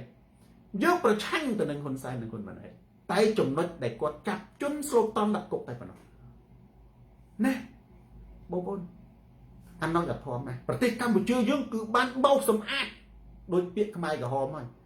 ខ្មែរក្រហមហៅបោសសម្អាតខ្មាំងនៅក្នុងរបបហ៊ុនបច្ចុប្បន្នបានបោសសម្អាតសេរីភាពអស់ហើយគ្មានសល់មួយទេបងប្អូនថ្ងៃអនាគតយើងអាចនឹងដូចកូរ៉េខាងជើងមែនទេស្ងាត់អុយឈឹងសល់តែអ្នកព័ត៌មានរបស់គណៈបកប្រជាជនដែលនិយាយបច្ចោបចោចបចើតែប៉ុណ្ណោះអាសូរណាបងប្អូននឹកដល់ស្រនស្រន់បងប្អូននឹកដល់សោភាបងប្អូននឹកដល់នៅថាស្រនស្រន់នឹងសោភាឬគាត់ជាអ្នកបញ្ចេញមតិទោះយ៉ាងណាដោយគាត់ជាបញ្ញវន្តអ្នកបញ្ចេញមតិដើម្បីប្រទេសជាតិមែនទេមានសម្ដីខ្លះប៉ះធ្វើហ៊ុនសែនខឹងឲ្យជាឪពុកសូនតារាតែគាត់ជានរណាគាត់ជាគណៈបព្វជិជនឲ្យគ្រប់គ្រងហ៊ុនសែនទៅទៀតមែនទេអញ្ចឹងរឿងនេះវាសាហាវព្រៃផ្សៃដែលយើងទាំងអស់គ្នាវាសាហាវព្រៃផ្សៃដែលយើងទាំងអស់គ្នាជាខ្មែរមិនត្រូវបំភ្លេចមែនទេមិនត្រូវបំភ្លេចទេក្នុងអំឡុងពេលដែលប្រទេសយើងកំពុងតែមានការឈ្លានពានពិតណាស់ពីសក្តិយើងត្រូវតែរួមគ្នាដើម្បីការពារទឹកដីប៉ុន្តែយើងកុំភ្លេចមើលមនុស្សដែលកំពុងតែរងគ្រោះសេរីភាពនៅក្នុងប្រទេសកម្ពុជាដែលកំពុងតែរំលោភជាជាន់ចុងក្រោយគណៈបព្វជិជនអាចមានអំណួតដែរថាយ៉ាងហោចណាស់ក៏ដូណាល់ត្រាំបាននៃពិន័យឆ្លើយតបទៅនឹងទង្វើរំលោភបាត់ឈប់បាញ់និងកិច្ចព្រមព្រៀងសន្តិភាពកូឡាឡាំពួរតាមរយៈការផ្អាកការចរចាពន្ធឬក៏ការទម្លាក់ពន្ធនេះដែរប៉ិតវាមិនខុសទេវាជាផ្នែកមួយដែលខ្ញុំបាននិយាយហើយថាថៃដើរទៅមុខគឺមិនត្រឹមតែប្រទះជាមួយនឹងអាស៊ានទេបើសូនតារាជាមេដឹកនាំណាសំទោសមិនត្រឹមតែប្រទះជាមួយដូណាល់ត្រាំទេគឺថៃអាចត្រូវអាស៊ានដកចេញពីសមាជិកហើយអាស៊ានទាំង10ត្រូវតែរួមគ្នាទប់ទល់ជាមួយថៃអានេះបើខ្ញុំសូនតារាចំណុចនេះត្រូវមួយប៉ុន្តែបងប្អូនត្រូវចាំតែចេះខ្ញុំប្រាប់ទៅគណៈបព្វជិជនមានតែតុលាការអន្តរជាតិ ICJ កិច្ចព្រមព្រៀងសន្តិភាពក្នុងប៉ារីសនិងសាមគ្គីភាពខ្មែរគ្នាឯងបញ្ចប់ការរំលោភសិទ្ធិមនុស្សការកាប់សម្លាប់សេរីភាពខ្មែរគ្នាឯងទើបជាជ័យជំនះរឹងមាំពិតប្រាកដអាមេរិកតែងតែដូរប្រធានាធិបតីរាល់អាណត្តិនេះសារ៉ានួនអាចដូរណាត្រាំកាន់ទៅគាត់មានទំនោរមកអាស៊ានអន្តរាគមរវាងខ្មែរថៃចុះបើអាណត្តិក្រោយថៃបើនេះដូណាល់ត្រាំគាត់ចេញពីតំណែងប្រធានាធិបតីដោយការបោះឆ្នោតរកគាត់អត់មានសិទ្ធិឈរទេគាត់អត់មានសិទ្ធិឈរអាមេរិកដូរគោលនយោបាយស្រាប់តែងាកមែនទេចេញអាស៊ីសេរីបើកវិញ VOA បើកវិញមែនទេគោលនយោបាយការបរទេសរបស់អាមេរិកងាកទៅទិសផ្សេងនឹងលែងរវីរវល់ជាមួយនឹងប្រទេសកម្ពុជាមួយថៃតើយើងត្រូវពឹងយ៉ាងម៉េចពឹងបរទេសមិនទៀងទាត់ទេបានមួយគ្រាពឹងដូណាល់ត្រាំយើងក៏មិនដឹងថាស្អែកដូណាល់ត្រាំក៏ដូរចិត្តយ៉ាងម៉េចដែរដូណាល់ត្រាំគ្រាន់តែរឿងពន្ធជាមួយកាណាដានិងពន្ធជាមួយអឺរ៉ុបមួយថ្ងៃពេលខ្លះគាត់ដូរចិត្ត5ដងបងប្អូនមានដឹងទេដូណាល់ត្រាំជួនកាលគាត់គ្រាន់តែពន្ធជាមួយអឺរ៉ុបពន្ធជាមួយកាណាដាហ្នឹងណាតែមួយថ្ងៃក៏ដូរចិត្ត5ដងយើងមានដឹងទេស្អែក បើសិនជាដូណាល់ត្រាំក៏ដូរចិត្តតែយើងត្រូវធ្វើយ៉ាងម៉េចយើងត្រូវជឿលើកម្លាំងសាមគ្គីខ្មែរគ្នាឯងមិនត្រូវកាប់សម្លាប់សេរីភាពចាប់មនុស្សដាក់គុកបើកលំបិទលំហហើយយើងទៅពឹងទៅលើនៅរឿងតែដូណាល់ត្រាំគាត់ធ្វើមួយយើងអបអរសាទរជាមួយនឹងម្នេះយើងសរសើរគោរពហើយអរគុណលោកប្រធានាធិបតីដូណាល់ត្រាំសូនតារាអរគុណលោកប្រធានាធិបតីដូណាល់ត្រាំនេះដែលបានធ្វើកិច្ចការនេះប៉ុន្តែយើងត្រូវសួរថាតើវាយូរអង្វែងដែរឬទេអានេះយើងត្រូវចោទសួរយូរអង្វែងដែរឬទេមកនេះចុះបើថ្ងៃណាមួយដូណាល់ត្រាំគាត់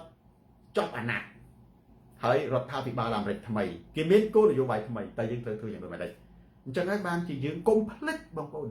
ទឹកដីជាកាតព្វកិច្ចរបស់យើងទាំងអស់គ្នាគ្រប់នានាការមិនថាអ្នកស្របជាមួយហ៊ុនសែនអ្នកប្រឆាំងជាមួយហ៊ុនសែនទេប៉ុន្តែរឿងសិទ្ធិមនុស្សយើងក៏មិនអាចបំភ្លេចបានដែរបើកាលណាប្រទេសយើងខ្សោយការរំលោភសិទ្ធិមនុស្សខ្លាំងមែនទេសត្រូវឈ្លានពានបរទេសមើលងាយគឺវាន័យថាយើងកំពុងតែដើររកផ្លូវវិនិច្ឆ័យយើងដើរខុសផ្លូវហើយអានេះគឺជាចំណុចចុងក្រោយមួយដែលខ្ញុំដាក់ទឿនទៅអ្នកដែលមើលទៅដូចកខិតកខប់អបអរសាទរយើងគ្រាន់តែនិយាយថាជាកូនសៅមួយដែលយើងទុកបានយើងចាត់បានមកគ្រាហើយជំហានបន្ទាប់ក្រៅពីយើងទុកបានតើយើងត្រូវធ្វើយ៉ាងដូចម្ដេចបន្តទៀតត្រូវធ្វើដូចម្ដេចបន្តទៀតដើម្បីការពារដែនអធិបតេយ្យភាពប្រទេសកម្ពុជាប៉ុន្តែបើយើងឲ្យជឿជាក់ថាអូអានឹងជាមហាអស្ចារ្យជាស្ងប់ស្ងាត់លទ្ធផលមហិមាអានឹងជួញតែអួតហើយគឺតែដុតបិទតមាត់មកគឺត្រឡប់អាមហន្តរាយមកតាមក្រោយទេប្រិយមិត្ត share វីដេអូនេះទៅកាន់ប្រិយមិត្តដទៃទៀតទូរទស្សន៍សូនតារាស្រាត់ខោជនផ្ដាច់ការបើជុំផ្លាស់ប្ដូរផ្នែកគំនិតយើងចូលទៅដល់របៀបរយៈចុងក្រោយសំណួរចម្លើយនិងបញ្ហាផ្សេងបើលើស1ម៉ោងក៏តែអីអានខមមិនបងប្អូនយើងបន្តិចវណ្ណៈសវងបាទប្រាសូរ៉ាន់បាទគ្មានអ្វីធានាបានទេមានតែត្រូវហើយជឿលើខ្លួនយើងអ្នកដតីគឺមានការប្រែប្រួលមានតែខ្លួនយើងទេដែលមិនប្រែប្រួលទៅលើការមិនហត់នឿយនៅក្នុងការជួយខ្លួនឯងកម្ពុជាមានប្រជាជន17លាននាក់បូកទាំងគណៈបកស្របទាំងគណៈបកប្រឆាំងគឺត្រូវតែរួមគ្នាជួយឲ្យមានកម្លាំងសាមគ្គីហើយដោយតែខ្ញុំលើកឡើងអញ្ចឹងការសាមគ្គីមិនមែនសំដៅទៅលើតែទៅអោនក្បាលចុះចូលជាមួយគណៈបកណាមួយទេគឺបើកលំហបើកឱកាសឲ្យមនុស្សបញ្ចេញសមត្ថភាព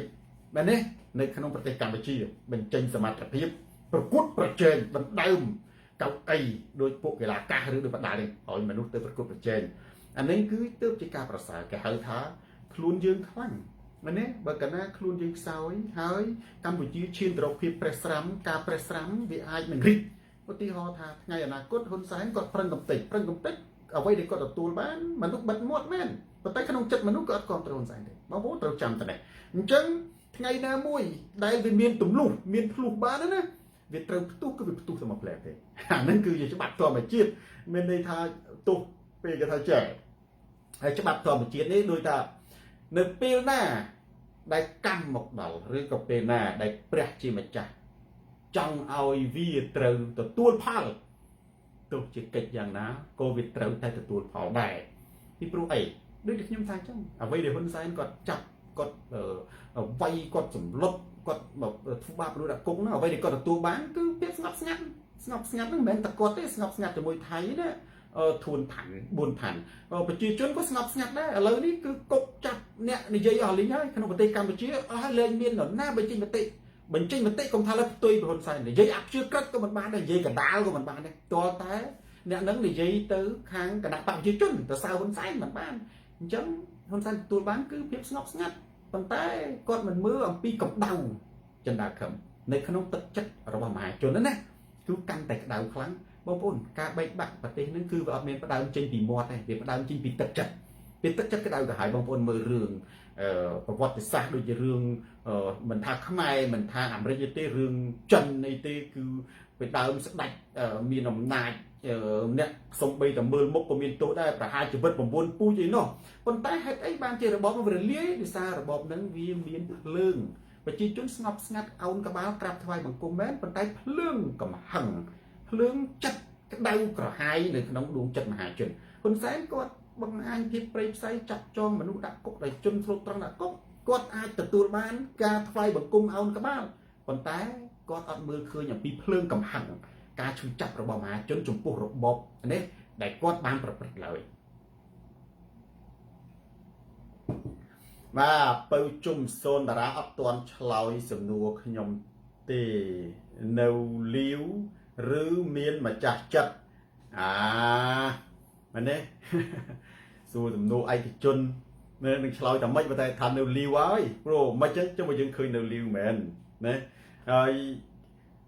នៅមិនដឹងធ្វើម៉េចទៅអៀនដែរណានៅនោះធ្លាប់និយាយរឿងនយោបាយបើនិយាយរឿងស្នេហានិយាយរឿងនៅលាវនិយាយរឿងមានប្រពន្ធហ្នឹងអៀនណាខ្ញុំមិនសូវចេះមេះម៉ោះជាមួយមនុស្សស្រីអត់ទេមកដល់តែនិយាយលេងនេះចុះរឿងមិនសូវមេះម៉ោះជាមួយមនុស្សស្រីហ្នឹងមែនទេខ្ញុំនិយាយជាមួយមិត្តភក្តិខ្ញុំម្នាក់គាត់បារាំងគាត់អាយុបងខ្ញុំរាប់អាស្រុកនេះគេអាចហៅថាមិត្តភក្តិបានណា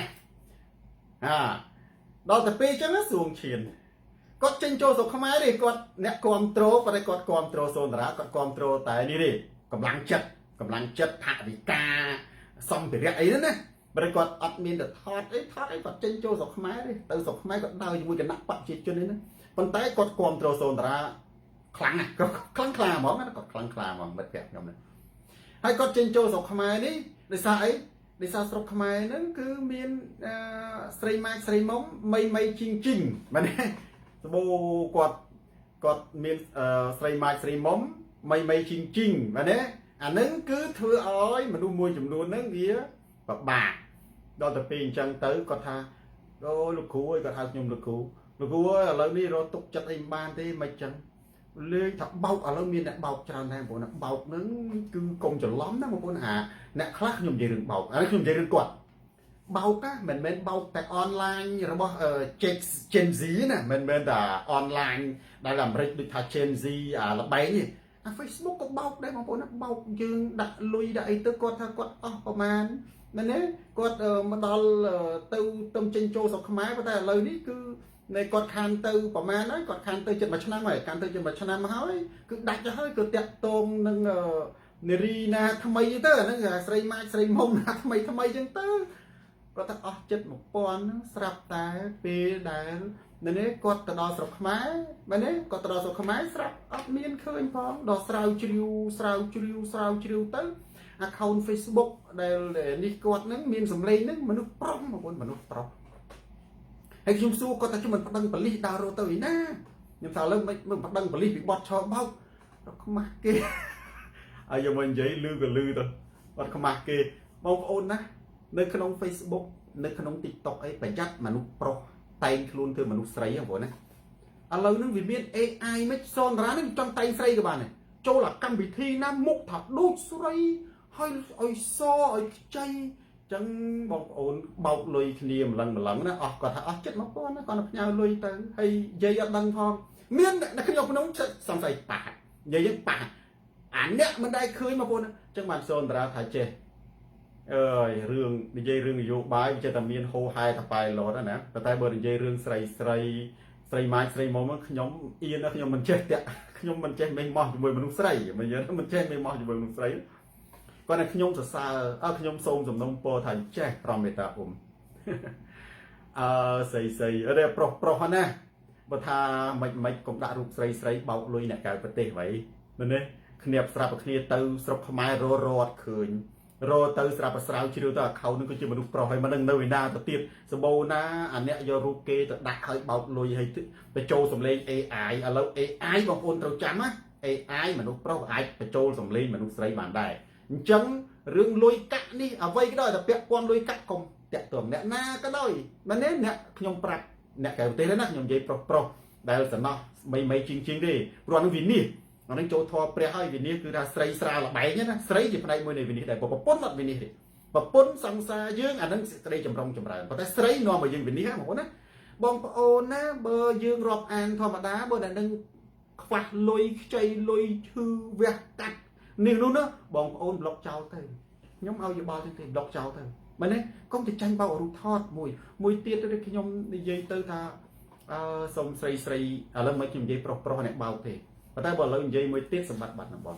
តែសុំស្រីគ្នាយើងណា កុំរបៀបបលិសចាប់ទៅមុខបើនិយាយទៅវាថាមុខដូចណាមុខដូចអ្នកតាចាំចំការបងប្អូនប៉ុន្តែពេល account Facebook និយាយពីស្អាតនោះស្អាតនោះស្អាតខ្ញុំសូមតារាថាសូមមេត្តាកុំបោកពេកអីហ៎អាក្នុង Facebook និយាយពីស្អាតនោះស្អាតដល់តែជួបក្រៅនឹងជួយខ្ញុំផងពីណាគេនឹងមកដោយសម្ដេចហ៊ុនសែនជួយខ្ញុំផងហើយបងប្អូនណាខ្ញុំអត់និយាយលេងទេមានអ្នកខ្លះហ្នឹងបោកលុយគេស្អាតលុយឆាយចឹងទៅ account Facebook ស្រាប់តែថ្ងៃមួយប៉ូលីសចាប់វាស់កម្ពស់យកផ្ទឹមមុខមើលអត់ស្គាល់ណានេះសូមបងប្អូនស្រីមីជីងមេត្តាមកដោះស្រាយបញ្ហាបំណុលផងហើយគេដាក់រូបម្ចាស់ account នឹងមុខហើយបើនិយាយទៅពីស្អាតជាងស្អាតដូចតារាភាពយន្តណាបងប្អូនណាស្រាប់តែគេដាក់អារូបមួយទៀតរូបដែលប៉ូលីសចាប់ឈរវាស់កម្ពស់នឹងបើនិយាយមុខឲ្យដូចអ្នកតាចាំចំការម្នាក់សឹងតែឃើញនឹងរត់បាស់ដៃបាស់ជើងបានតែខ្ញុំសូមអំបស្រីគ្នាយើងណាស្រីនឹងមេត្តាបើថាមុខអាម៉េចឲ្យមុខអញ្ចឹងទៅក្នុង Facebook ណាកុំទៅធ្វើបាបគ្នាពេកអានេះកុំឲ្យប្រុសយើងអ្នកខ្លះនៅក្រៅប្រទេសហ្នឹងគឺអស់លុយអស់កាក់ច្រើនណាស់ប៉ុន្តែដូចសូនតារាថាអញ្ចឹងឥឡូវនេះការឆោបោកវាតាមអ៊ីនធឺណិតហ្នឹងវាគ្រប់ទម្រង់ហើយយើងនិយាយទៅចោះវាមិនមែនតែការឆោបោកទៅដូច Gen Z ដូចជាវិនិយោគដូចអីទេ account Facebook TikTok ខ្លៃៗដែរអាហ្នឹងមានទាំងវីដេអូទៀតអូយបងប្អូនអើយឥឡូវនេះវីដេអូហ្នឹងមនុស្សគេយកមនុស្សស្រីពីណាយកមកដាក់ដែរយើងជិះផ្ញើលុយទៅ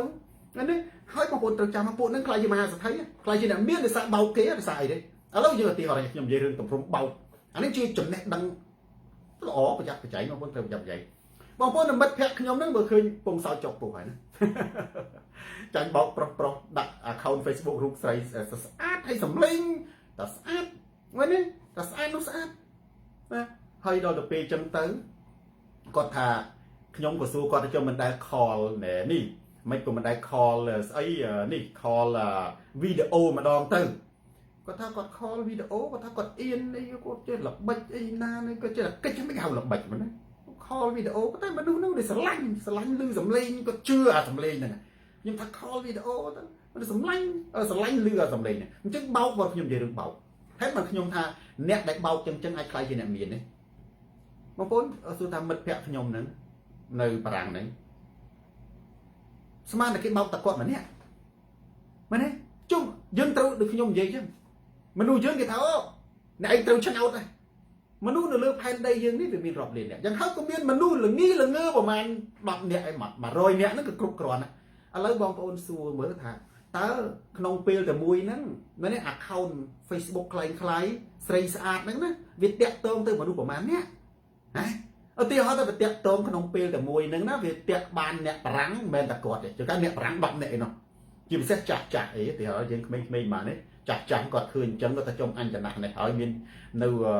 មើលគេឃើញសទៀតនឹងគឺរឿងអីដែលអញមិនទៅប៉ាតែលេងឥឡូវទៀតគាត់បោកអ្នកនៅបារាំងតែ5នាក់ចុះនៅអូស្ត្រាលី5នាក់គាត់គេមិននិយាយប្រាប់យើងរឿងគួយខ្មាស់អៀនណានេះសូនណាយកមកនិយាយខ្ញុំនិយាយចំឈ្មោះណាខ្ញុំនិយាយដើម្បីជួយបងប្អូននេះតាហើយនៅអាមេរិកធំដែរប្រហែលអ្នកសរុបទៅបើគេបោកបានណាបើគេបោកបានត្រឹមតែ20នាក់បងប្អូនក្នុងពេលតែមួយហើយបើនិយាយជាម្នាក់1000 20នាក់វា20000ណាចុះនៅអីផ្សេងទៀតមែនទេបងប្អូនណាអាការបោកប្រាស់នៅតាមអនឡាញហ្នឹងមានគ្រប់ទម្រង់សូម្បីតែស្រីស្អាតក៏ដោយចាំមកខ្ញុំសូមថាបើស្រីគ្នាយើងណាមេត្តាកុំអីការព្រៃក្នុង Facebook វានិយាយវាស្អាតនោះស្អាតដល់តែពេលជួបក្រៅទៅមុខដោយសម្ដេចហ៊ុនសែនតែនិយាយពីក្នុង Facebook នោះនិយាយពីស្អាតនោះស្អាតដល់តែឈរបោកគេប៉ូលីសចាប់បានទៅអាឈរវាស់កពស់នោះមុខដូចអ្នកតាចាំចំការបាទទឿងទ្រានិយាយចឹងអត់មានប៉ះកូនសិស្សសូនតារានឹងកែមុខមានតែអីទេយើងមិនទៅបោកអ្នកណាយើងកែចុះតែយើងកុំទៅកែបោកទេកែថាយើងមិនទៅស្អាតអីទេគាត់ថានៅក្នុង Facebook ហ្នឹងយើងអាយុ60 70ហើយវាធ្វើដូចអាយុ30ឆ្នាំណាសួងឈៀនតែមិនទៅខ້ອຍទេខុសត្រង់ថាយើងអាយុអាមុខហ្នឹងទៅញ៉េញ៉ោះជាមួយគេណាបើថាយើងគ្រាន់តែឲ្យល្អមើលទេយើងថាអូលោកគ្រូហើយខ្ញុំ edit ខ្ញុំបញ្ចូលកម្មវិធីហ្នឹងដើម្បីឲ្យមើលទៅវាខ្លួនឯងសប្បាយចិត្តនៅក្នុង Facebook ទេនៅក្នុង TikTok ទេ ប៉ុន្តែអារឿងកំហុសត្រង់ថាយើងយកអាមុខហ្នឹងយើងយកអាមុខយើងហ្នឹងទៅញែកញាក់ជាមួយគេឲ្យគេចាញ់បោកឲ្យគេផ្ញើលុយទៅនរកបាទតាសីឡាសូនរាកាន់ជើងនេះកូនសិស្សសូនរាក៏ដោយគាត់ថានៅស្រុកខ្មែរក៏ដោយគាត់លាអាយុ70ឆ្នាំហើយគាត់ធ្វើមុខឲ្យដូចអាយុ20ឆ្នាំស្រីទៅបោកគេដែរអាហ្នឹងធ្លាក់នរកណាធ្លាក់នរកដូចគេធាក់ពីក្រោយខ្ញុំអត់គ្រប់ត្រទេគាត់ថាយើងគាត់ថាធ្វើស្អាតដើម្បីឲ្យសុបាយចិត្តលបែងលេងសិល្បៈទេសិល្បៈអត់អីទេបាទមិនអីទេកូនសិស្សសូនរាយើងនឹងប៉ះត្រូវច្រើនណាបើតែមិនអីទេអាហ្នឹងវាយើងមិនបោកគេផងឬដូចចិនដាខឹមហ្នឹងគាត់មានតែបោកពីណាគាត់បាទគាត់អត់អីទេគាត់ចង់ធ្វើដូចអាយុ17ក៏បានដែរគាត់អត់មានត្រូវការបោកឲ្យអ្នកណាផ្ញើលុយទៅឲ្យគាត់ផងខ្ញុំនិយាយសម្រាប់តែអ្នកបោកឲ្យតើណាZenranus បាទហើយក្នុងហ្នឹងប៉ះស្រីមិនប្រហែលទេប៉ះប្រុសគ្នាយើងណាផ្ញើលុយទៅបាត់អស់លីងណាជាពិសេសអ្នកខ្លះមកវិញប្រពន្ធអត់ឲ្យចូលផ្ទះមានច្រើនណាស់ខ្ញុំថាខ្ញុំមិនទាន់ជួបតែខ្ញុំថាប្រហែលជាមានណាប្រុសគាត់នៅអាមេរិកហ្នឹងនៅអូស្ត្រាលីក៏ដោយនៅក្រៅនៅអឺរ៉ុបក៏ដោយមែនទេទៅលេងស្រុកខ្មែរហ្នឹងមកវិញគឺប្រពន្ធបិទទ្វារបោះមកដល់លេងឈូងអើយឈូងចាប់បានស្រាច់សរមើស្អីហ្នឹងកង្វិចមិនចឹងទៅស្រុកខ្មែរយូរមកវិញប្រពន្ធបោះកង្វិចហ្នឹងណាប្រយ័ត្នឈូងអើយឈូងចាប់បានស្រាច់ស្អីគេម៉ែវាកង្វិចទៅណាទៅស្រុកខ្មែរវិញមានអ្នកខ្លះមកដល់ស្រុកអឺរ៉ុបមកដល់ស្រុកអាមេរិកវិញណារកផ្ទះនៅអត់បានណាមិនចឹងប្រពន្ធដឹងថាតទៅនឹងកិច្ចមិនផុតពីមីជីងស្រីម៉ាចស្រីមុំទេមែនទេមិនបានវាជក់សូម្លេះទៅនោះទៅស្រុកខ្មែររឿងកាន់តែច្បាស់ហ្នឹងគឺទៅថាមាន30000តែ3អាទិត្យអស់អាលីងហិបាត់លុយទៅណាបើនៅនេះសូម្បីតែឈឺថ្នាំប៉ារ៉ាមិនទាន់ហ៊ានទិញផាត់ផងបើទៅស្រុកខ្មែរនោះ$30000តាមអាទិត្យអស់អាលីងចឹងច្បាស់ហើយមកវិញមានតែឈូងអើយឈូងចាប់បានស្រាច់អញ្ចឹងស្អីគេហ្នឹងបង្វិចឪវាឯងទៅណាទៅស្រីមីស្រីម៉ាច់ស្រីមុំមិនបីជីងវិញទៅចឹងបានថាវាចឹងបានថាខ្ញុំតែជាកម្មពីរហើយបងប្អូនយើងគាត់សួរនិយាយលេងបើហ្នឹងក៏ទូរទស្សន៍សូនតារាមានកម្មវិធីកំសាន្តនេះណាបើនិយាយលេងទៅបងប្អូនគាត់សួរគ្រូនៅលីវឬក៏មានគូស្នេហ៍នៅលីវទេហេតុអីពីព្រោះមិនអាចឲ្យស្រីគេមិនចូលចិត្តសូនតារាព្រោះខ្ញុំមិនចេះមេះម៉ាស់ជាមួយមនុស្សស្រីតែមនុស្សស្រីចូលចិត្តតែប្រុសទៅមេះម៉ាស់ទេបើដូចសូនតារាដាក់តាណានៅតំណឹង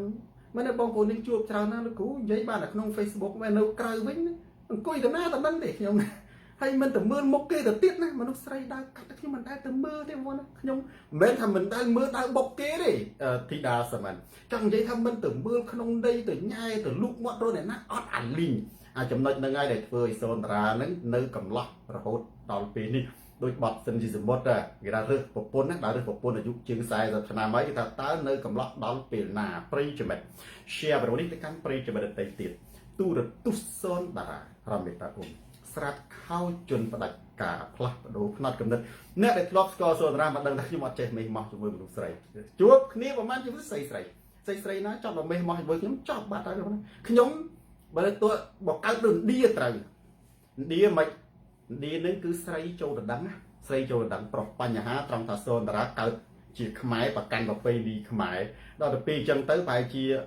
រងចាំថ្ងៃណាមួយប្រទេសកម្ពុជានឹងបដូរប្រពៃណីទៅជាស្រីដណ្ដឹងប្រុសខ្ញុំមានសង្ឃឹមថានឹងមានគូស្នេហ៍នឹងគេហើយអញ្ចឹងដោយសារតែប្រិយមិត្តម៉ែនេះពេលវេលាមានកំណត់ខ្ញុំសូមបញ្ចប់ការផ្សាយផ្ទាល់តែត្រឹមបញ្ចប់បាទហើយខ្ញុំជឿថា